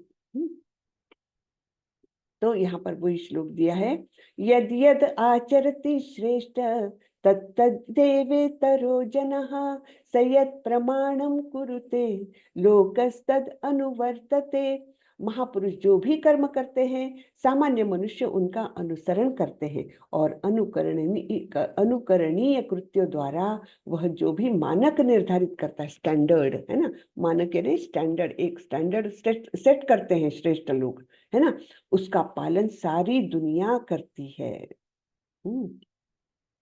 तो जैसे आदर्श शिक्षक, आचार्य, आदर्श शिक्षक, आचरति इति आचार्य, है ना, जो बोलेंगे वैसा ही आचरण करेंगे वो आचार्य कहलाते हैं। हाँ, अब यहाँ पर हमको चर्चा करनी है, ब्रेकआउट रूम्स में जाकर के आप लोगों को चर्चा करनी है। एक मिनट है, एक साथी के साथ हाल ही की घटना पर चर्चा करें जहां दूसरों ने आपके उदाहरण का अनुसरण किया। नहीं, ब्रेकआउट रूम्स की आवश्यकता नहीं है, ये हम यहीं पर चर्चा करेंगे। और आपके उदाहरण का अनुसरण करने वालों के लिए परिणाम क्या था, हम यहीं पर चर्चा कर लेते हैं। इसका ब्रेकआउट रूम्स की बिल्कुल भी आवश्यकता नहीं है। तो मुझे बताएं कि ऐसा आपने कुछ काम किया है कि आपका लोगों ने अनुसरण किया हो, और अगर अनुसरण किया है तो उन लोगों का क्या एक्सपीरियंस रहा, क्या अनुभव रहा, क्या वे खुश रहे या उनको तकलीफ हुई या उन्होंने फिर आगे जाकर वो मार्ग छोड़ दिया। ऐसा आपने कोई काम किया है कि लोगों ने आपका अनुसरण किया है, आप अपना उदाहरण दीजिए। ठीक है, श्री राधा ब्रजेश्वरी देवीदासी। हरे कृष्ण माता जी, सादर प्रणाम। जी सादर। माता जी जब मेरी माँ स्वर्गवास चली गई उसके बाद मैं भक्ति में आई। तो मैं जब पहला क्लास कर रही थी उस टाइम बहुत दिक्कत हो रही थी मुझे, अकेली थी यहाँ पर घर पे। तो फिर धीरे धीरे रुचि आने लगी, मैं नाम करने लगी। बड़े भैया थे तो भैया मुझे बोले कुछ नहीं, तू सिर्फ नाम करते रहे, जितना माला हो सके, पहले 16 माला नहीं होगा तो तू माला करते रहे। तो ऐसे ऐसे हो गया, मतलब 2 साल अभी तो हो गए। तो 1 साल के बाद मेरी जो बहुत अच्छी मित्र है उनके फादर चले गए। तो अच्छा। वो उसके बाद फिर वो अकेली लड़की मतलब अपने पापा को संभालती थी। तो उसके साथ भी वही सेम चीज में देखी कि वो कभी मतलब स्कूल नहीं आने आती थी, कुछ काम नहीं करती थी, कॉल करने से नहीं उठाती थी। फिर मैं देखी कि वो डिप्रेशन वाला मतलब ऐसे स्टेटस देती रहती है, कॉल नहीं उठाती है। तो एक दिन हम लोगों का तब चल रहा था, 18 दिन का प्रोग्राम होने वाला था भगवत गीता का। तो मैंने उसको जबरदस्ती रोल करवा दिया उसमें कि तू कुछ नहीं, तू सिर्फ सुन, मैं साथ में रहूंगी, तू हर रोज 1 घंटा मेरे साथ आके बैठ, तुझे हर रोज सिर्फ सुनना है, कुछ क्वेश्चन नहीं करने हैं, कुछ नहीं करना है, सिर्फ सुनना है। वो 18 दिन पूरा माता जी सुनी। फिर धीरे धीरे, अभी ज्यादा नहीं पर 2 माला करती है, बहुत खुश है, हमेशा बोलती रहती है कि तूने मुझे बचा लिया। अरे वाह वाह वाह, मैं बहुत तो बताती हूँ कि मैंने तुझे नहीं बचाया, कृष्ण ने मुझे बचाया और मैं जी, सिर्फ माधु बनी। बहुत अच्छा। देखिए, बहुत ही अच्छा उदाहरण दिया माता जी ने कि कृष्ण भावनामृत में खुद तो उस दुख से ऊपर उठी ही और अपने मित्र को भी उठा लिया उनके दुख से। तो ये कितना बड़ा कार्य है। बहुत अच्छे माता जी, बहुत ही अच्छे। राघवेंद्र प्रभु। हरे कृष्णा माता जी, दंडवत प्रणाम। जी, दंडवत प्रणाम। माता जी, मेरा एग्जांपल मेरी पर्सनल लाइफ से है। जी। जैसे मैं, हमारे शायद सबके साथ हुआ होगा कि हम जैसे ही भक्ति में आते हैं, हमने लेवल 1 किया, लेवल 2 किया, फिर हमको लगता है, फिर अपनी चीजें अपने फैमिली वाले के ऊपर थोपना स्टार्ट कर देते कि तुम भी करो, तुम भी करो, तुम भी करो, पर होता है। तो जैसे मेरा बेटा है छोटा, तो बेटे के ऊपर तो ठीक है प्रेशर डाल सकता हूँ, पापा है तो 1 माला किया, उसको भी लेवल 1 करा दिया, लेवल 2 करा दिया, किड्स वाला होता है। बट सबको पता है कि वाइफ के ऊपर तो प्रेशर डाल नहीं सकते जबरदस्ती करने के लिए। तो बट ठीक है, समहाउ मैनेज किया, उन्होंने भी लेवल 1 किया। फिर हम, जैसे मैं अबू धाबी में हूँ, प्रोग्राम में जाते हैं तो एक प्रभु जी ने माला दे दिया, तो 2 माला वो भी करती हैं, 3 माला वो भी करती हैं, बट रीडिंग में नहीं थी। जब भी हमारा आपस में चर्चा होती थी रीडिंग के लिए कि रीडिंग बहुत इंपॉर्टेंट है, वो बोलती थी नहीं, मुझसे सर्विस करवा लो, मुझसे प्रसाद बनवा लो, और मैं सेवा करूंगी, लड्डू गोपाल है हमारे यहाँ, मैं उनकी सेवा करूंगी, बट रीडिंग में नहीं। बट अभी 1-2 महीने से मैं देख रहा हूँ कि जैसे मेरे पास इंग्लिश और हिंदी दोनों की भगवत गीता है, तो इंग्लिश वाली जो भगवत गीता है उसके पेज, मतलब उसका जो हम उसमें मार्कर लगाते हैं, वो डेली मेरे को बदलता हुआ मिल रहा था पिछले 1 महीना से। तो मैंने उनको पूछा, तो उन्होंने बोला कि हाँ, मैंने भी पढ़ना स्टार्ट किया है, 2-3 श्लोका, 2-3 पेज जितने मेरे समझ में आते हैं, बट मैं डेली रीडिंग में करती हूँ। अरे वाह, तो यही माता जी, मतलब यही है कि मतलब आपका मैं, मेरे मन अनुसरण में हो था रहा है। कि जी माता जी, मैं फोर्स बहुत किया अच्छा। बहुत बार, हम बहुत बार झगड़े भी हो गया कि पढ़ो पढ़ो, बट पढ़ाई नहीं चालू हुई। बट फिर जैसा आचार्यों से सुना है, सबके ऊपर सुना है कि फोर्स नहीं करना चाहिए किसी फोर्स नहीं को, करना। आप अपनी भक्ति करते रहिए, बाकी सब अपने आप आ जाएगा। तो बहुत वो अच्छा। मुझे देखने को मिल रहा है माता जी कि उन्होंने अपने आप रीडिंग अपने आप ही चालू कर दी माता जी। बहुत अच्छे प्रभु, बहुत ही अच्छे। बहुत बहुत बधाई। यानी आपका, आपने एक अच्छा उदाहरण सेट किया उनके सामने, तो वे भी अनुसरण कर रही हैं आपका। बहुत अच्छे, बहुत ही अच्छे। सुधा हरे माता कृष्णा जी। माता जी। सुधा माता जी। हरे कृष्णा। हरे कृष्णा माता जी, सादर प्रणाम। सादर प्रणाम माता। माता जी, मेरे साथ ऐसा हुआ कि मेरा एक्सीडेंट हो गया था, तो मैं बेड पे आ गई थी, मेरा बैकबोन में फ्रैक्चर हो गया था। तो मेरे से मतलब मैं भी टीचर रही हूँ, तो वो भी टीचर थी, तो उन्होंने हमें भक्ति का थोड़ा थोड़ा बताया था। तो मैंने एकादशी शुरू की थी, फिर बंद कर दी थी कि डायबिटिक हूँ करके। लेकिन फिर जब मैं बेड पे आ गई तो मैं मतलब पूरे टाइम डिप्रेशन में रहती थी कि ये कैसा जीवन है, मुझे हर काम बेड पे करना है। तो फिर उन्होंने मुझे बोला कि नहीं, आप है ना माला करिए, भगवान का नाम जपिए। मैंने बोला मैं ऐसी अवस्था में कैसे कर सकती हूँ, अशुद्ध अवस्था में। तो उन्होंने बोला नहीं, आप काउंटर लीजिए, और आप माला से नहीं कर रहे हैं तो आप उस काउंटर पे नाम जप करिए। और मैंने नाम जप शुरू किया, और भगवान से हर दिन प्रार्थना करती थी कि भगवान, मैं जल्दी से ठीक हो जाऊंगी तो मैं आपका भोग बनाऊंगी। और आप देखिए, 2 महीने में मैं बेड से खड़ी हो गई। और मैंने सबसे पहले यही काम किया कि मेरे मंदिर में जितने देवी देवता थे उन सबको मैंने हटाया, और प्रसाद खुद से बनाना मैंने शुरू किया। और वो दिन था कि तब से बस मतलब घर परिवार पूरा ही भक्ति में लग गया।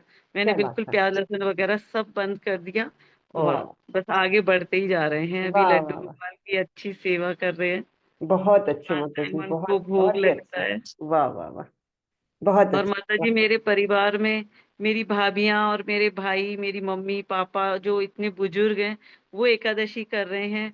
और मतलब एक बार उनको करवाया था, उसके बाद तो वो हॉस्पिटल में भी अगर एडमिट हुए तो वो बोलते हैं नहीं आज तो एकादशी है, मैं ये नहीं खाऊंगा। फिर अरे हम वाह, बोलते हैं नहीं यहाँ तो डॉक्टर के हिसाब से आपको खाना होगा। तो मतलब वो इतना ध्यान रखते हैं अभी भी, और लगातार एकादशी कर रहे हैं सभी लोग। बहुत अच्छे माता जी, बहुत ही अच्छे, वाह वाह। बहुत बड़ी समस्या से आप उभर गई, देखिए कृष्ण की कृपा है ना। जी बहुत बड़ी जी बात, माता जी। बहुत अच्छे। जी, देवेश चंद्र प्रभु। हरे कृष्णा माता जी। हरे कृष्णा।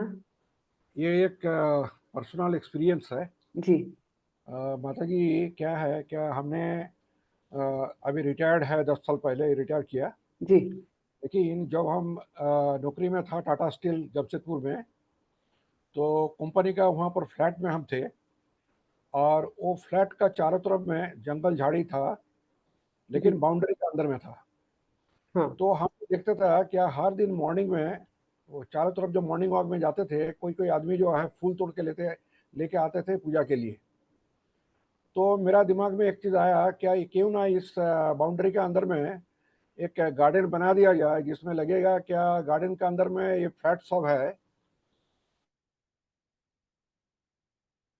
जी प्रभु, आपकी आवाज नहीं आ रही है।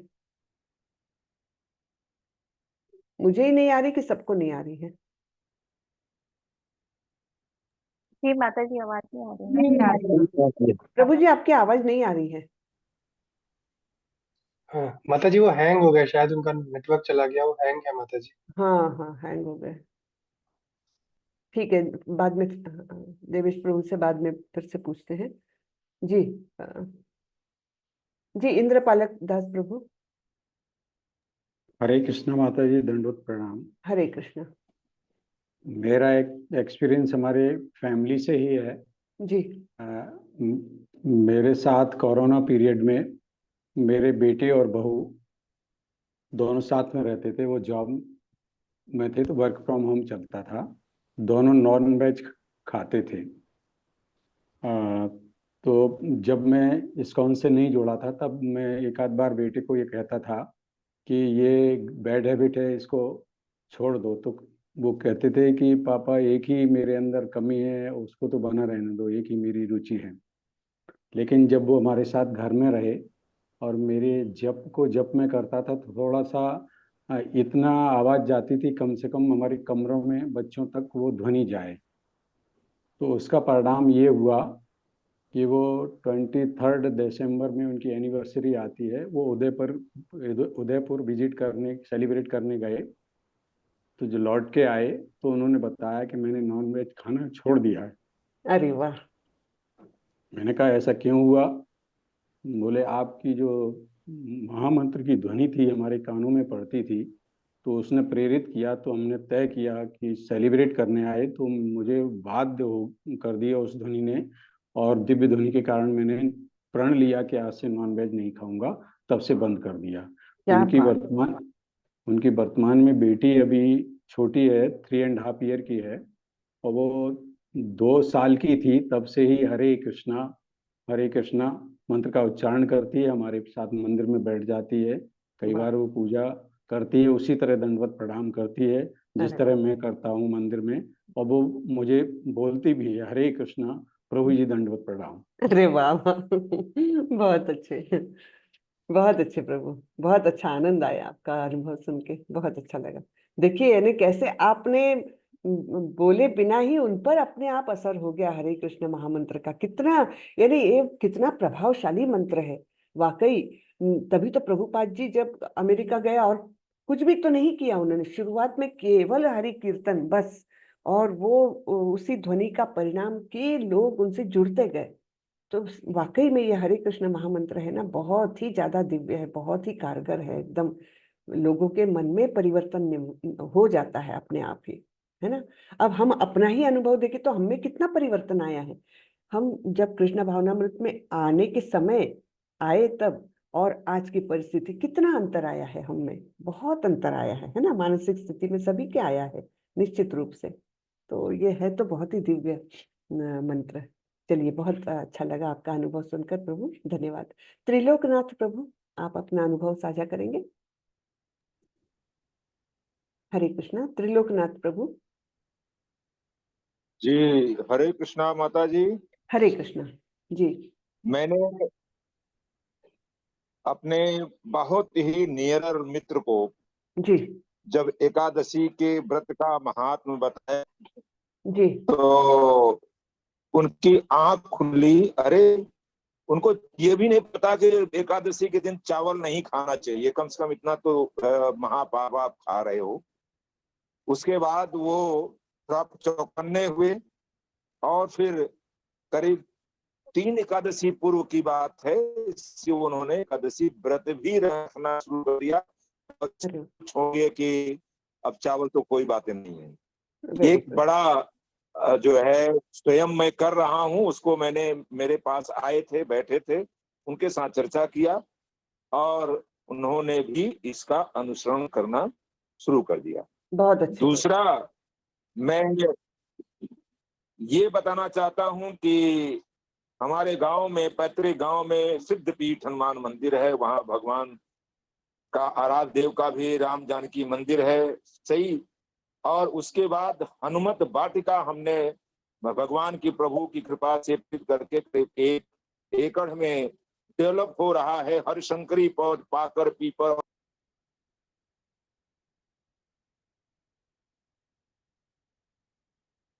प्रभु, आपकी आवाज नहीं आ रही है। हरे कृष्णा। त्रिलोकनाथ प्रभु, आपकी भी आवाज नहीं आ रही है। हरे कृष्णा। नेटवर्क की मेहरबानी है। हाँ, बहुत। और अब इसको मैं ये नहीं कर सकता हूँ कि ईश्वर का दोष है, मेरी आवाज आ भी नहीं रही हो। ईश्वर का तो हम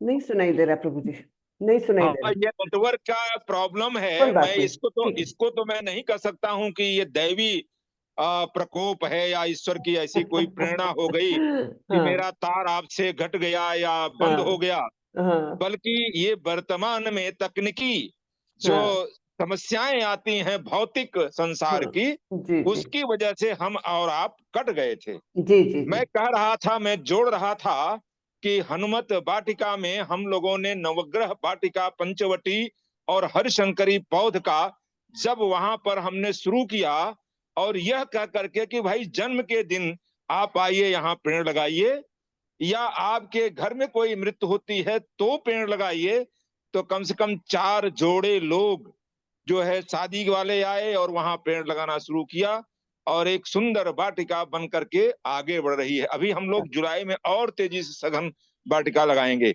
यह एक आध्यात्मिक तो है ही, सामाजिक प्रेरणा का सबसे बड़ा उदाहरण है, जो आज की तारीख में हम भगवान के द्वारा दिया हुआ जो प्रकृति प्रदत्त है, उससे कहीं ज्यादा ग्रीड लेकर के हम दोहन करते जा रहे हैं और जिसके वजह से हम असंतुलित हो रहे हैं। तो एक बहुत बड़ा उदाहरण समाज के प्रति आया है।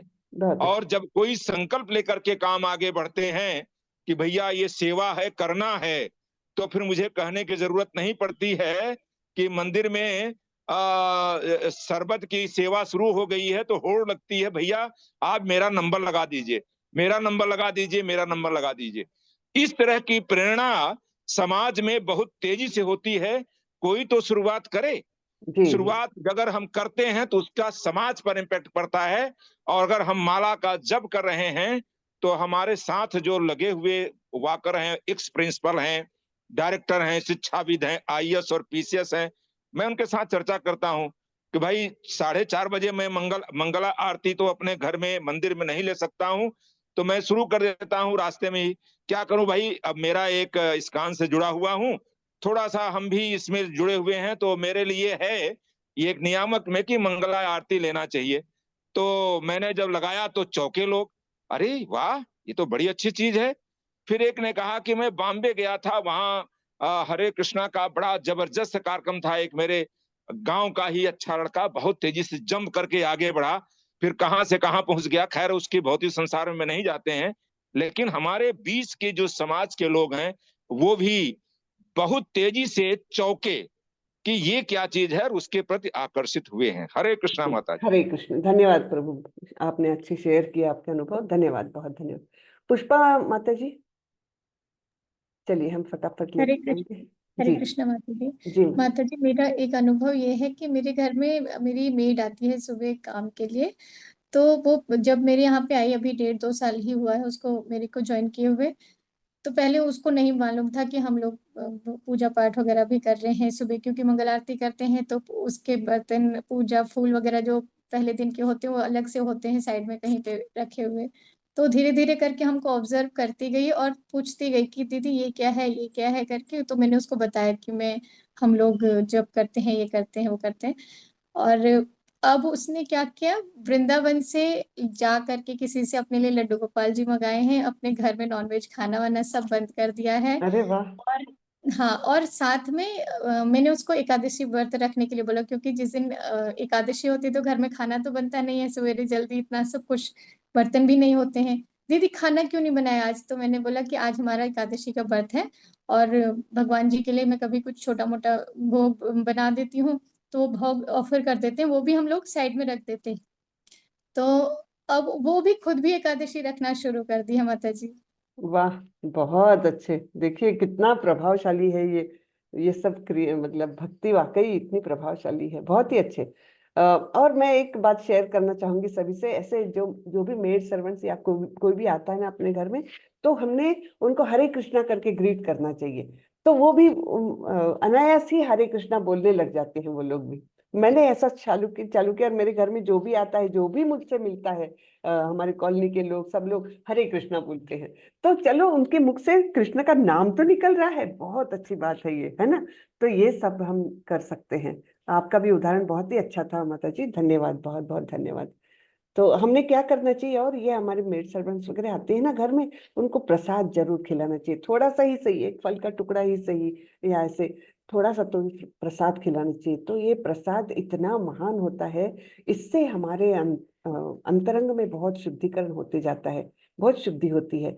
तो ऐसे सभी का हो जाए शुद्धिकरण, तो अपने आप ही समाज का भला होगा। तो ये एक छोटी सी क्रिया और सबने करनी चाहिए, ऐसे मेरी रिक्वेस्ट है।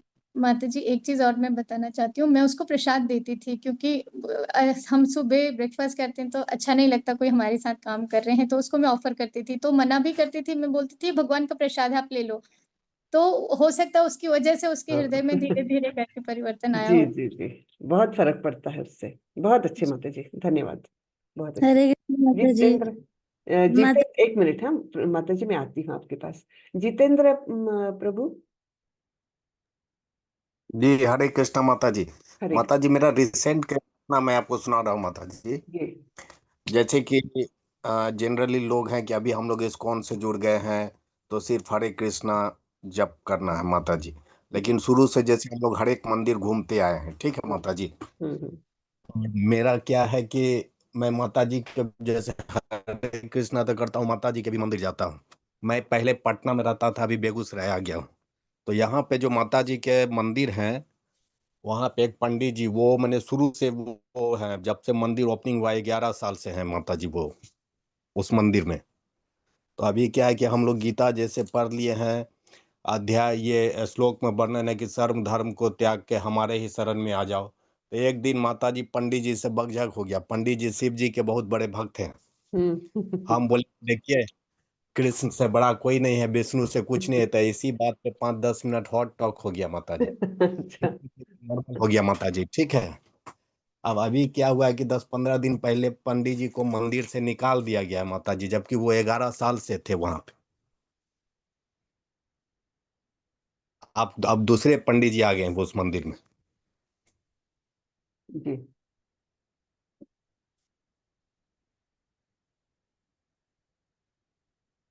तो यही रिसेंट है। अब हमको भी माता जी कोई परहेज नहीं है, शुरू से हम भी मान लीजिए कि ओम नमः शिवाय ये सब करते आए हैं। मैंने रिसेंट एक हॉट टॉक होने के बाद एक घटना हुआ, इस पे आप क्या बोल सकती है माता जी। नहीं, ऐसा तो नहीं सोचना चाहिए। ठीक है, अब ये होना ही था यानी, और है ना कि उनको मंदिर से हटना ही था, तो वो अनायास ही हो गया वैसे ही। तो ऐसा नहीं कि उन्होंने कृष्ण को नकारा या शिव जी को बड़ा कहा इसलिए उनको सजा मिली होगी, ऐसा तो नहीं सोचना चाहिए हमने। माता जी वैसा 11 नहीं साल है। से हाँ और ठीक चूंकि है, मैं होना ही था मंदिर वही। में चला जाता हूँ कि जैसे आपका वर्णन है कि कलयुग में माता वैष्णो देवी को जो है वैष्णव धर्म का प्रचार करना है, तो मैं एक राउंड जो है वो मंदिर जो है माता जी के महाकाली महालक्ष्मी सरस्वती जैसे दुर्गा पूजा में है उस टाइप के परमानेंट मूर्ति वहां पे है। ठीक ठीक अब वो ठीक। पंडित जी बहुत ज्यादा जो है उस दिन गुस्सा हो गए, हम्म हमारा कुछ तबीयत भी बिगड़ गया। हम्म अब वो उस मंदिर में है ही नहीं, अब वापस आते हैं कि नहीं आते हैं, पूजा पाठ तो हम्म, बढ़िया करवा। ठीक ठीक ठीक है। धन्यवाद प्रभु, धन्यवाद। नारायणी माता जी, आप अपना शेयर करना चाह रही हैं? हरे चलिए कृष्णा माता जी। हरे कृष्णा। हाँ माता जी, मेरा तो शुरुआत हुआ मेरा बेटा से, क्योंकि अगर वो पहले जुड़ा इस्कॉन से, फिर मुझे परिवार का मतलब बहुत सारा टेंशन भी तो मैं तो डिप्रेशन की तरह हो गई थी। राधे बहुत बहुत चिल्लाती थी, तो बोला कि आप बहुत चिल्लाते हैं, आप भगवत गीता 18 दिन क्या करिए। फिर मैं यहाँ से शुरू की, तो उसके बाद पिछला साल का बात है कि मेरा भाई का बहुत सारा तबीयत खराब हो गया था उसका, और वो बहुत नॉनवेज खाता था। उसमें भी उसको बोले घर आओ तो घर नहीं आ रहा था। बेटा को भेजे तो एक माला खरीद के, एक भागवत गीता खरीद के उसको दिया। अच्छा मुंबई में रहता था तो उस टाइम तो वो बोला कि नहीं, हाँ ना कर रहा था, हम भगवान को नहीं मानते, वो मतलब कर रहा था। लेकिन वो क्या हुआ, उस टाइम हम मायापुर गए थे, तो मायापुर में गए तो नरसिंह भगवान के सामने बोले कि भगवान, हम तो किसी को भक्ति नहीं सिखा सकते, और मेरा कोई सुनेगा भी नहीं, क्योंकि हम तो नए भक्त हैं। फिर उसको भक्त बनाइए या कुछ भी करके ठीक करिए, क्योंकि उसका पूरा मुंह में इन्फेक्शन हो गया था उसको, मतलब 20 दिन से ज्यादा हो गया था कुछ खाए पिए।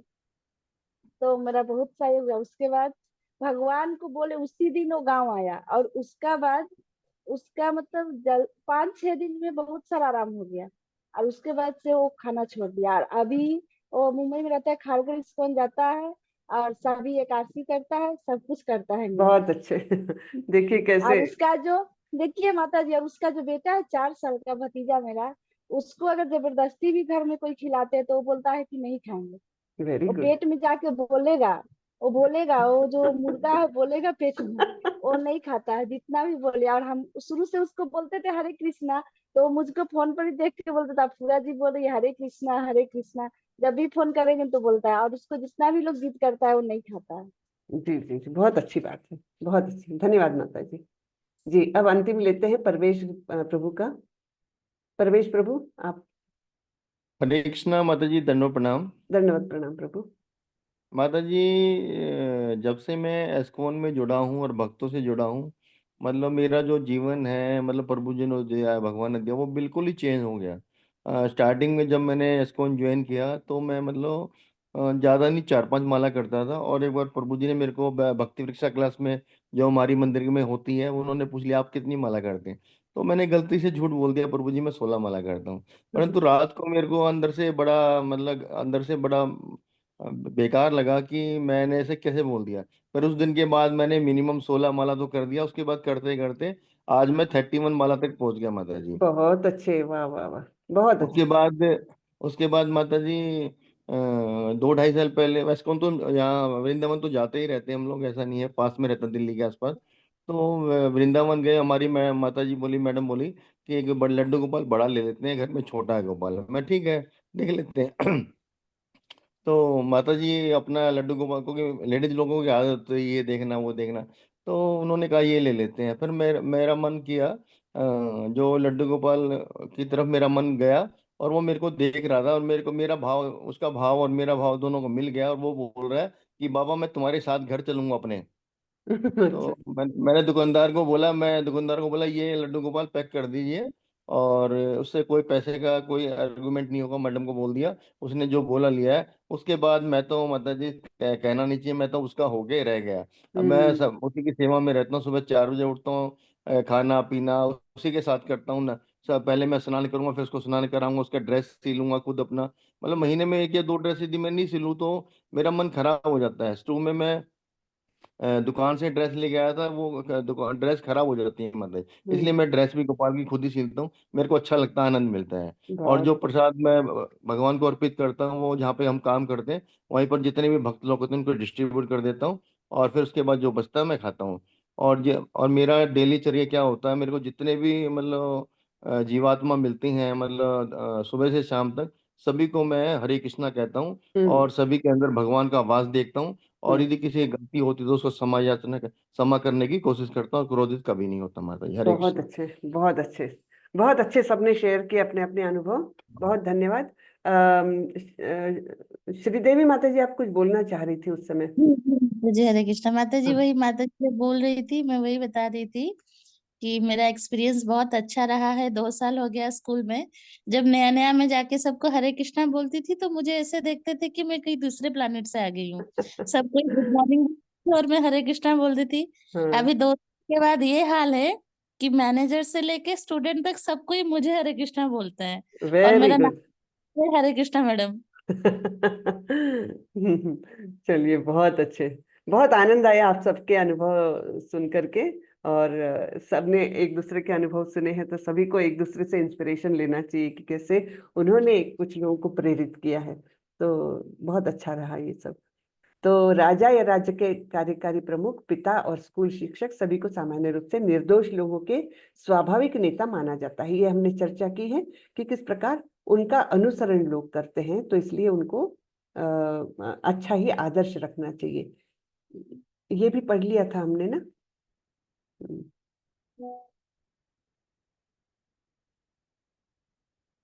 हाँ।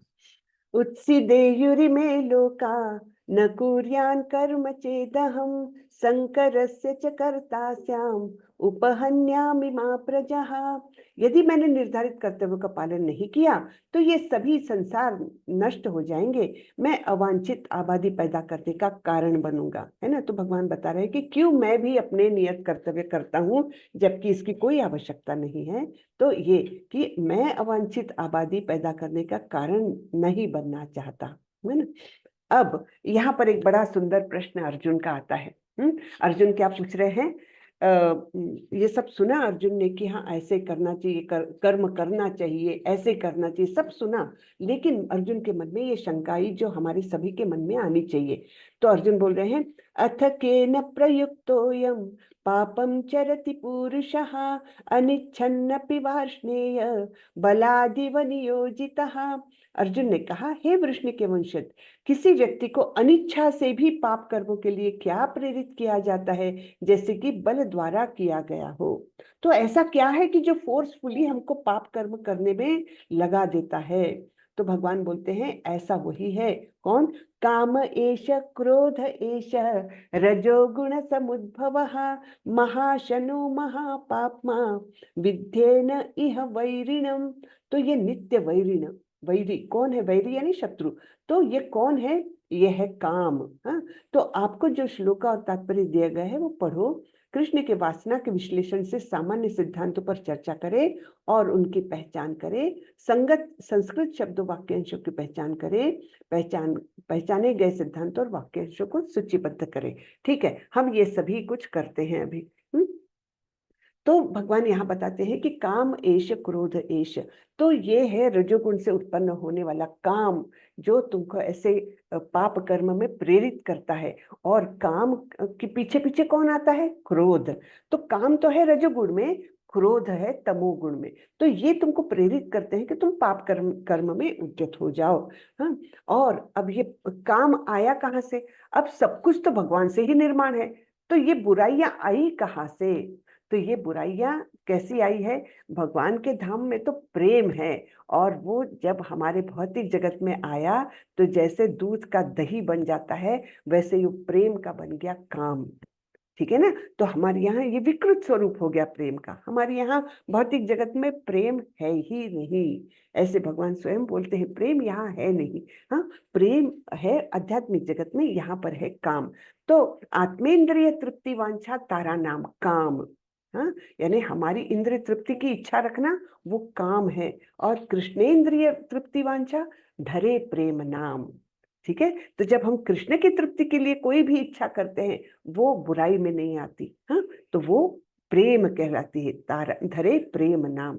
तो इस प्रकार ये काम जो है ये परवर्टेड रूप है प्रेम का। और ये हमारा शाश्वत शत्रु है। ये कहाँ से एंटर करता है? हाँ, ये एंटर करता है इंद्रिय विषयों के माध्यम से, इंद्रियों में एंटर करता है। इंद्रियों के बाद ये मन पर कब्जा कर लेता है, हाँ, मन को गोडाउन बना लेता है इच्छाओं का, और फिर मन के बाद ये बुद्धि पर आक्रमण करके उसको तो अपनी राजधानी बना लेता है। हाँ, तो इस प्रकार ये इंद्रियाणि मनोबुद्धिर अस्याधिष्ठान मुच्यते, इसका अधिष्ठान कहाँ होता है?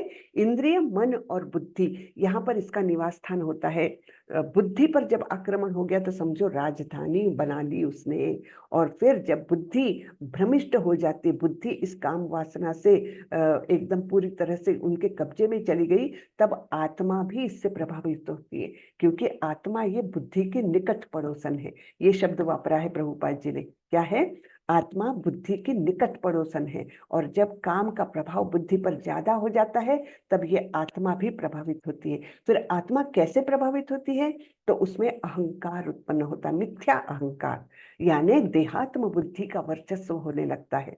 ठीक है, तो इस प्रकार फिर वो अनेक अनेक योनियों में घूमते हुए अपने को उसी प्रकार का देह मान करके स्व का स्वरूप भूल जाती है, वो अपना ओरिजिनल स्वरूप वो पूर्णतः भूल जाती है। ये सब क्यों होता है? वो काम रूपी हमारा शत्रु जो है उसने अपनी इंद्रियों पर कब्जा किया, फिर मन पर किया, और फिर बुद्धि पर किया, और फिर इस प्रकार से आत्मा को भी प्रभावित किया। तो ये बहुत सुंदर वर्णन प्रभुपाद जी ने यहाँ पर किया है। आत्मा बुद्धि के निकट पड़ोसन होने के कारण वो भी प्रभावित हो जाती है। तो यहाँ पर ये श्लोक में आप लोग पढ़ सकते हैं,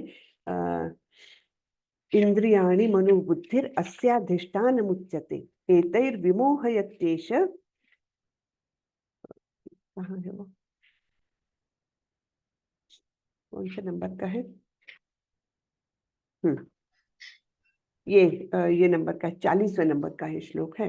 इंद्रियाणि मनोबुद्धिर अस्याधिष्ठान मुच्यते एतैर्विमोहत्येष ज्ञानम आवृत्य देहिनम। हाँ, ज्ञान को आवृत्त कर लेती है वो। फिर ये नित्य वर्ण समूह है, एक समूह है 337, फिर 339 और 341। तो हम ये देख लेते हैं। 337 में ये काम और क्रोध के बारे में भगवान ने बताया है, काम एष क्रोध एष। फिर 39 में बताया है कि आवृतम ज्ञान में तेन ज्ञानिनो नित्य वैरिणा काम रूपेण कौन्तेय दुष्पूरेणा नच। इसकी भी हमने चर्चा की कि ये जो शुद्ध चेतना है मनुष्य की, जीव की जो शुद्ध चेतना है, इसको ये काम रूपी नित्य शत्रु ढांक लेता है, आवृत्त कर लेता है। और ये काम रूपी ये शत्रु जो है ये कभी तुष्ट नहीं होता, कभी भी तुष्ट नहीं होता, और अग्नि के समान जलते रहता है। ठीक है, फिर हमने ये तीसरा श्लोक चर्चा की थी 40वां, उसमें बताया था इंद्रियाणि मनोबुद्धि। ये आक्रमण कहाँ से करता है? 3 लेयर्स पर करता है, इंद्रिय, मन और बुद्धि के माध्यम से। हाँ, तो ये हमने श्लोक देखा। तो यहाँ पर एक श्लोक बहुत सुंदर कोट किया है प्रभुपाद जी ने। यहाँ पर बताया है, यस्यात्म बुद्धि कुणपे त्रिधातुके, हाँ, स्वधि कलत्रादिषु भौम इज्जधि यत् तीर्थ बुद्धि सलेले न करहिचित जनेषु अभिज्ञेषु स एव गोखरः। हाँ, गोखर यानी गो यानी गाय, खर यानी गधा, तो स एव गोखरा, वो गाय और गधे के समान है, यानी पशु तुल्य है। कौन पशु तुल्य है? तो ये बता रहे हैं, यस्यात्म बुद्धि कुणपे त्रिधातुके, तो जो अपने आप को ये 3 धातुओं से बना हुआ शरीर मानता है ना, 3 धातु से ने कफ वात पित्त, है ना, इन 3 चीजों से ये शरीर बना रहता है। तो इस 3 धातु से बने हुए शरीर को जो स्व मानता है, और स्वधि कलत्रादिषु भौम इज्जति, यानी अपने आप को जो देह के विकारों को स्वजन समझता है, जो जन्मभूमि को पूज्य मानता है ना, भौम इज्जति, तो जन्मभूमि जो है ये मेरी है, मेरी जन्मभूमि, मेरा जन्म स्थान है ना वो। फिर जो तीर्थ स्थानों में तीर्थ स्थानों की यात्रा दिव्य ज्ञान वाले पुरुष से भेंट करने के लिए नहीं, अपितु स्नान करने के लिए करता है। तो गए तीर्थ स्थान में, हरिद्वार गए और बस डुबकी लगा के आ गए, हम तो पवित्र हो गए, वैसा नहीं। हरिद्वार में इतने साधु संत लोग रहते हैं, उनसे जाकर के आशीर्वाद लीजिए, उनसे चर्चा करिए, उनका उपदेश सुनिए, वो उद्देश्य होता है तीर्थ यात्रा करने का। लेकिन हमने तो डुबकी लगाई और आ गए, तो वो ऐसा कौन करता है? स एव गोखरा, तो उसे बैल या गधे के समान समझना चाहिए, ऐसा बोला गया है। ठीक है ना? तो ये काम रूपी शत्रु जो है वो इस प्रकार हमको देहात्म बुद्धि में लिप्त करते हैं और हम गधे और बैल के समान हो जाते हैं। ठीक है। और तीसरा समूह जो बताए 3.41 वो ये है, तस्मात् त्वमिन्द्रियाणि आद्यौ नियम्य भरतर्षभ पाप्मानं प्रजहि येनम ज्ञान विज्ञान नाशनम। तो इसलिए हे भरतवंशियों में श्रेष्ठ अर्जुन, प्रारंभ में ही इंद्रियों को वश में करके इस पाप के महान प्रतीक अर्थात काम का दमन करो और ज्ञान तथा आत्म साक्षात्कार के इस विनाशकर्ता का वध करो। तो इसलिए इंद्रियों के स्तर तक ही पर ही अपने इस शत्रु को भगा दो। ठीक है ना? ऐसे बताया गया है। फिर आगे बढ़ते हैं हम। इसलिए हरे कृष्ण का जाप करते हुए सभी को कृष्ण चेतना में शामिल करना रामबाण उपाय है। वह ब्राह्मणवाद के सर्वोच्च सिद्धांत से ऊपर आता है। यह मानवता के लिए सबसे बड़ा उपहार है कि यहाँ तक कि वह गिरती हुई स्थिति में है, सबसे नीच स्थिति में है, उसे केवल जप करके उच्चतम स्थान तक उठाया जा सकता है। यही एकमात्र उपाय है। तो इतना ये पावरफुल है अपना हरे कृष्ण महामंत्र कि एकदम निम्न स्तर पर जो गिर चुका है उसको भी हम उठा सकते हैं। तो ये प्रभुपाद जी ने बोला हुआ है और इसका भगवद गीता 3:18 से 3:30 में ये अलग अलग स्थानों पर इसका अर्थ आता है। ठीक है। अब इसके बाद जो बताया है ये तीन इंद्रिय मनोबुद्धि के बाद जो बताया है, इंद्रियाणि पराण्याहुर इंद्रियेभ्य परम मनः मनसस्तु परा बुद्धेर यो बुद्धे परतस्तु सहा। तो कर्मेंद्रिय जड़ पदार्थ की अपेक्षा श्रेष्ठ है। हाँ, यानी जड़ पदार्थ से बने हुए इंद्रिय विषय होते हैं, है ना? लेकिन इंद्रिय विषयों से श्रेष्ठ है कर्मेंद्रिया। फिर मन इंद्रियों से भी बढ़कर है, बुद्धि मन से भी श्रेष्ठ है और आत्मा सबसे बढ़कर सबसे ज्यादा श्रेष्ठ है। तो इसका ये आत्मा का श्रेष्ठत्व हमने पहचानना चाहिए और इस प्रकार आत्मा को शुद्ध रखने का प्रयत्न करना चाहिए। वो हरे कृष्ण मंत्र के माध्यम से हो सकता है ना? हरे कृष्णा। तो चलिए आज के लिए इतना ही। किसी को कुछ प्रश्न हो तो पूछ सकते हैं, अन्यथा हम यहाँ पर सत्र अपना खत्म करेंगे। ठीक है जी। माता जी, श्री राधा ब्रजेश्वरी। हरे कृष्ण माता जी। माता जी मेरे प्रश्न क्लास से नहीं है पर कुछ हुआ वो मतलब उससे लेकर थोड़ा पूछना था जी। ऐसे डिस्कशन हो रही थी माता जी, इस्कॉन में ही डिस्कशन हो रही थी। मंदिर गई थी तो एक प्रभु जी वो क्लास ले रहे थे।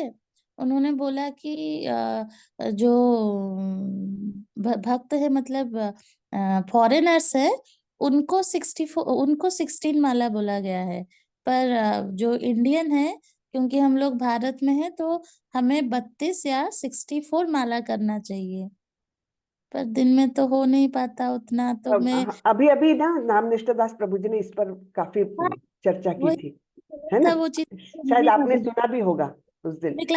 उस दिन माता जी, पर फिर मैं उन्हें बताई क्योंकि प्रभु जी व्यासासन में ही थे और उन्होंने ये चीज बोला तो वो मैं कंफ्यूज हो गई। मैं लिख नहीं, के देखिए प्रभुपाद जी ने तो सबके लिए अब यही रूल बोला है। कलयुग में हम लोग हैं, कलयुगी लोगों की मर्यादा वो जानते हैं, तो उन्होंने 16 माला सबको कंपलसरी की है। उससे ज्यादा कितनी भी करिए, लेकिन 16 माला का ही नियम जो है 16 माला का है।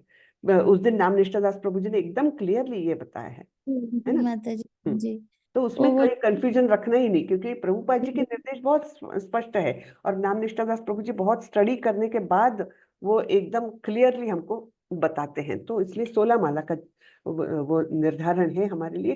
कम से कम 16 माला करनी है, उसके बाद कितनी भी करिए, वो 16 ही माला है जी। हरे एक चीज क्वेश्चन मतलब ऐसे वो मेरे दिमाग में ही आया था, डिस्कशन भी हुआ था कि जो अभी ऐसे इजराइल वाला वार हो रहा है या फिर इतने सारे वो जो ये वाला कांड हुआ एयरप्लेन वाला, तो एक दिन मैं बैठी थी, स्कूल में ही डिस्कशन हो रहा था, तो एक सर ने बोला कि अगर आप बोल रहे हैं कि भगवान हर जगह है, पर कलयुग में भगवान नहीं है, क्योंकि अगर कलयुग में भगवान होते तो ये सब नहीं होता। तो ऐसे सारे क्वेश्चंस आते हैं। मैंने ज्यादा तो मैं नहीं बता पाती माता जी, मैं अभी भी पढ़ रही हूँ, मैं चेष्टा करती हूँ।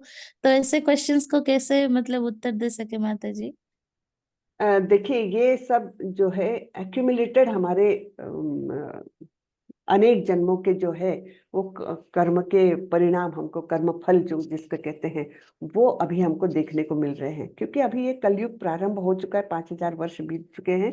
तो एक्यूमुलेटेड कितने कर्म होंगे, शायद सत्य युग से हम आए जा रहे सत्य युग, त्रेता, द्वापर सब पार कर लिया हमने, और ये क्या एक्यूमुलेशन बढ़ता जा रहा है। अब उसका कहीं ना कहीं तो हमको एक बड़ा परिणाम दिखना ही है, वो कलयुग में दिख रहा है हमको। यहाँ बाढ़, उधर तूफान, वहां ये है ना, ऐसा एरोप्लेन क्रैश, इतने सारे युद्ध, ये सब क्यों है? ये सब हमारे पाप कर्म हमारे उभर के आ रहे हैं यहाँ पर। हाँ, तो ये तो परिणाम है हमारे ही कर्मों के, उसमें कोई दो मत नहीं है। हाँ, अपने आप नहीं होता, भगवान हमारा बुरा नहीं चाहते, लेकिन एट द सेम टाइम हमको हमारे कर्मों के फल जरूर देते हैं। तो वही फल हमको मिल रहे हैं, तो कुछ भी उसमें गलत नहीं है। भगवान की सृष्टि में कुछ भी गलत नहीं है। हाँ, अमोघ लीला उनको कहा जाता है। तो उनकी सृष्टि में कुछ भी गलत नहीं हो सकता। जो होता है वो हमारे कर्मों का ही फल है। तो माता जी हरे कृष्णा। माता जी एक प्रश्न कर सकती हूँ मैं? जी माता जी। जैसे माता जी बोलते हैं कि जैसे इतने सारे डिवोटीज थे उस प्लेन क्रैश हुआ जो 247, तो उसमें तो कुछ मतलब सॉरी मतलब जितने भी लोग थे उसमें कुछ डिवोटीज भी होंगे, तो वो भी क्यों चले गए? उनको भगवान कैसे लेके चले गए? तो उसमें हम क्या बोल सकते हैं माता जी? उनका उसमें क्या प्रश्न का उत्तर हो सकता है कि इतने सारे देखिए, शरीर तो जी सबको छोड़ना है। ये जी भौतिक जी शरीर तो हमको सबको छोड़ना है, चाहे वो भक्त हो चाहे ना हो। मृत्यु तो सबको झपट्टा मारने वाली है, लेकिन मृत्यु जो अभक्तों को पकड़ती है और भक्तों को पकड़ती है, दो अलग तरीके से पकड़ती है। हाँ, तो जैसे बिल्ली का बच्चा आप देखते होंगे, वो चूहे को पकड़ता है, दांतों से ही पकड़ता है, और अपने ही चूजे को भी, छोटे से अपने बच्चे को भी दांतों से ही पकड़ता है। लेकिन चूहे को जब पकड़ता है तब कैसा पकड़ता है? उसको एकदम बहुत तकलीफ देने के लिए, है ना, एकदम उसका चूरमा जिसको बोलते हैं, एकदम चूरण करने के लिए, ऐसे तकलीफदायक। उसको, चूहे को बहुत तकलीफ होती, मर जाता वो, है ना। लेकिन वही अपने बच्चे को जब पकड़ती है तो वो बच्चे को कष्ट नहीं होता। तो वैसा ही मृत्यु जो है, अभक्तों को भी आता है, भक्तों को भी आता है, लेकिन भक्तों को बड़ी ममता मई इससे वो बिना कष्ट के वो ले जाती है मृत्यु। तो ये अंतर बताया गया है शास्त्रों में, है ना। मृत्यु तो सबको, यानी देह तो छोड़ना ही है, तो वो तो आना ही है। लेकिन मृत्यु के बाद क्या होना है, वो भी गंतव्य भी सबका अलग अलग है ना। क्योंकि भगवान बोलते हैं ना माता जी कि मैं भौतिक शरीर का जिम्मेदारी नहीं लेता, आत्मा की जिम्मेदारी मेरी है। तो वो आत्मा मरने के पश्चात हो सकता है कुछ बैकुंठ धाम गए होंगे, हो सकता है कुछ अच्छे बिल्कुल कुल गए में जन्म होंगे। लिए होंगे, कुछ हाँ अच्छे कुल में भी जन्म लिए होंगे, कुछ जी जी। स्वर्ग तो लोक में शरीर गए छोड़, होंगे। जी हाँ, हाँ जी तो शरीर छोड़ने के लिए वो निमित्त है एक प्लेन क्रैश, है ना। और वो भीषण लगता है अपने को, क्योंकि एक बहुत ही गंदे तरीके से वो शरीर छोड़ना पड़ा उनको। एक सेकंड, मतलब उनको हार्डली कुछ सेकंड मिले होंगे वो एहसास करने के लिए कि मृत्यु आ रहा है ना। शायद कुछ भी नहीं पता चला होगा किसी को। तो शरीर तो छोड़ना ही है, अलग अलग निमित्त से जाना है वो।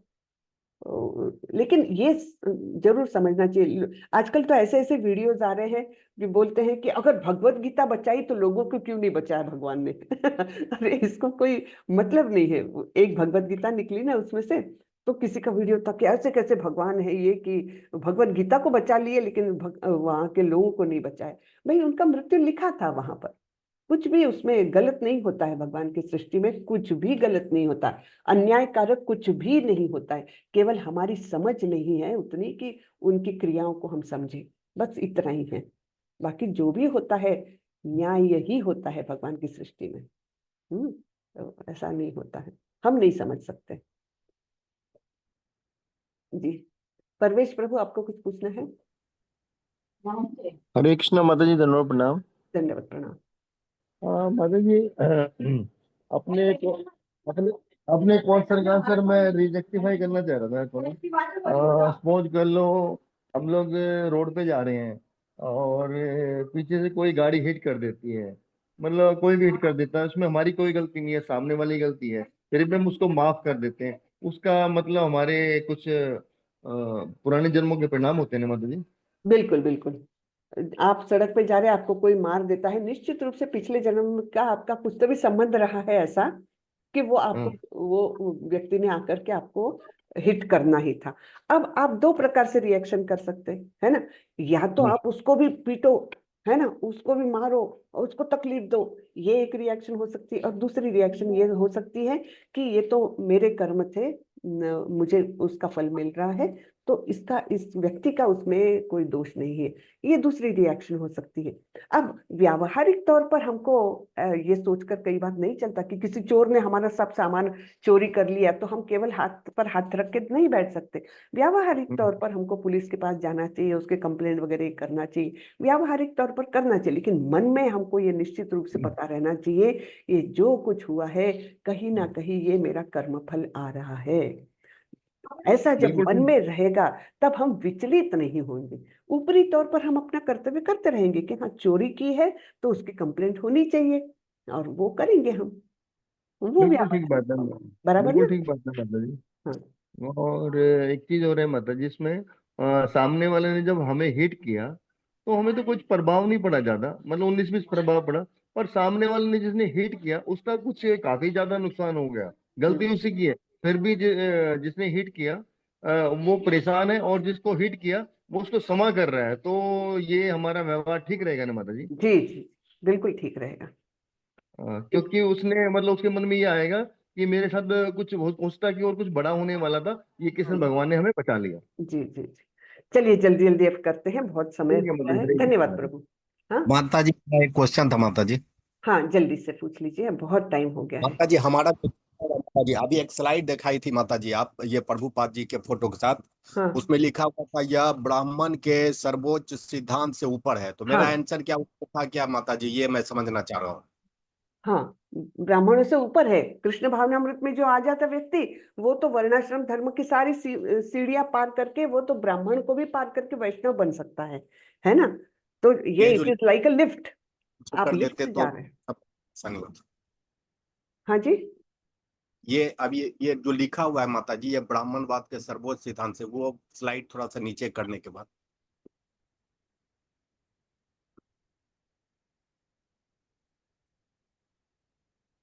ये माता जी मेरा आंसर इसमें था माता जी।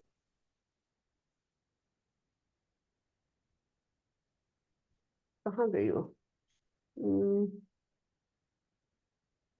हाँ ये जैसे कि आप थे माता जी, वो बोलते हैं कि देवों के देव महादेव, तो वो गलत नहीं हो सकते हैं। हम मान लीजिए कि वो डाउट है, तो यहाँ पे क्या माता जी ये उससे कुछ मैच करता है क्या? क्या क्या देवों के देव महादेव, क्या वैष्णव, वैष्णव में वो सबसे उच्च स्तर के हैं महादेव। ये वाला स्लाइड जो है माता जी, आपका आवाज ना बहुत कट रहा है, इसलिए ये मुझे ब्राह्मण समझ में नहीं आ रहा आपकी बात, बहुत कट माता रही जी, है ये आवाज। slide लिखा हुआ था अभी, ये लास्ट वाला स्लाइड जो माता जी दिखाई थी अभी, यही वाली ना, आपने वैष्णव और ब्राह्मण के ऊपर है ये वाली स्लाइड बोली थी ना। हाँ ये ब्राह्मणवाद के सर्वोच्च सिद्धांत से ऊपर है। ब्राह्मणवाद के कहाँ थी वो स्लाइड?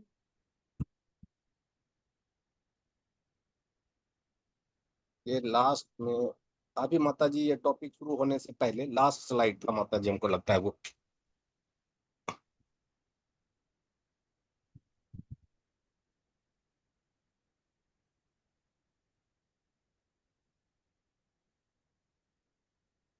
नहीं मिल रहा प्रभु, कौन सा बोल रहे हैं आप? ये माता जी प्रभुपाद जी के फोटो के साथ था ना वो, कि ये ब्राह्मणवाद के, अभी तो आया था माता जी।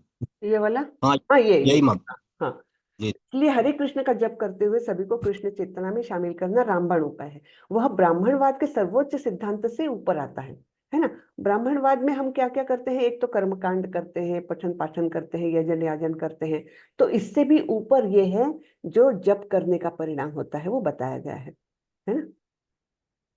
ठीक है ना। यानी कर्म कांड और सभी प्रकार के ये ब्राह्मण की एक्टिविटीज है, उससे वो श्रेष्ठ है जप करना, क्योंकि हम उस दिव्य संदेश के द्वारा डायरेक्ट हम कृष्ण से जुड़ते हैं, है ना। और उस प्रकार से हम डायरेक्टली उनकी सेवा में लग जाते हैं।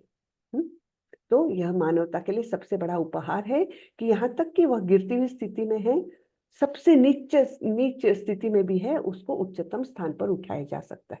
यानी एकदम पापी से पापी मनुष्य क्यों न हो, वह भी जप करके एकदम उच्च श्रेणी का भक्त बन सकता है। जैसे हमने देखा विदेशों में ड्रगिस्ट थे लोग, है ना, क्या बोलते हैं उनको, हिप्पीज थे वो लोग, ड्रग्स लेते थे, इलिसिट सेक्स क्या, सब कुछ, गंदगी क्या, सभी कुछ, लेकिन वो टॉप मोस्ट भक्त बने केवल हरे कृष्ण महामंत्र के सहारे। बराबर ना? तो वही यहाँ बताया गया है। ठीक है, हरे कृष्ण। तो चलिए आज के लिए हम यहीं पर अभी रुकते हैं। अभी अगले सेशन में हम क्वेश्चंस लेंगे अगर होंगे। माता जी एक तो चीज, जो यूट्यूब में जो आपका लेक्चर जो देते हैं ना, यूट्यूब जो देते हैं उसका लिंक जो है, एक लिंक के अंदर में सब कुछ नहीं आ रहा है। एक अभी भेजी ना मैंने प्लेलिस्ट वाली, उसमें पूरे हैं। माता जी वो प्लेलिस्ट में हमने क्लिक करके देखा, वो जो वाला नहीं, अभी नया जो भेजा है उसमें सब है प्रभु। अभी नया जो भेजा है ना, तो माता जी को मैं बोलती हूँ फिर से शेयर करेंगे वो, उसमें सारे आ रहे हैं। ठीक है, हाँ माता जी, हाँ ठीक है। ओके, तो चलिए आज के लिए इतना ही बस। वाचा कल्पतरुभ्यश्च कृपा सिन्धुभ्येव च पतितानां पावनेभ्यो वैष्णवेभ्यो नमो नमः। अनंत कोटि वैष्णव वृंद की जय। श्रीला प्रभुपाद की जय। हरे कृष्ण। अगले सत्र के लिए चौथा अध्याय पढ़ के आइएगा सभी लोग। हरे कृष्ण। हरे कृष्ण। दंडवत प्रणाम माता जी। दंडवत प्रणाम। हरे कृष्ण माता जी। दंडवत प्रणाम। हरे कृष्ण। धन्यवाद माता जी। धन्यवाद।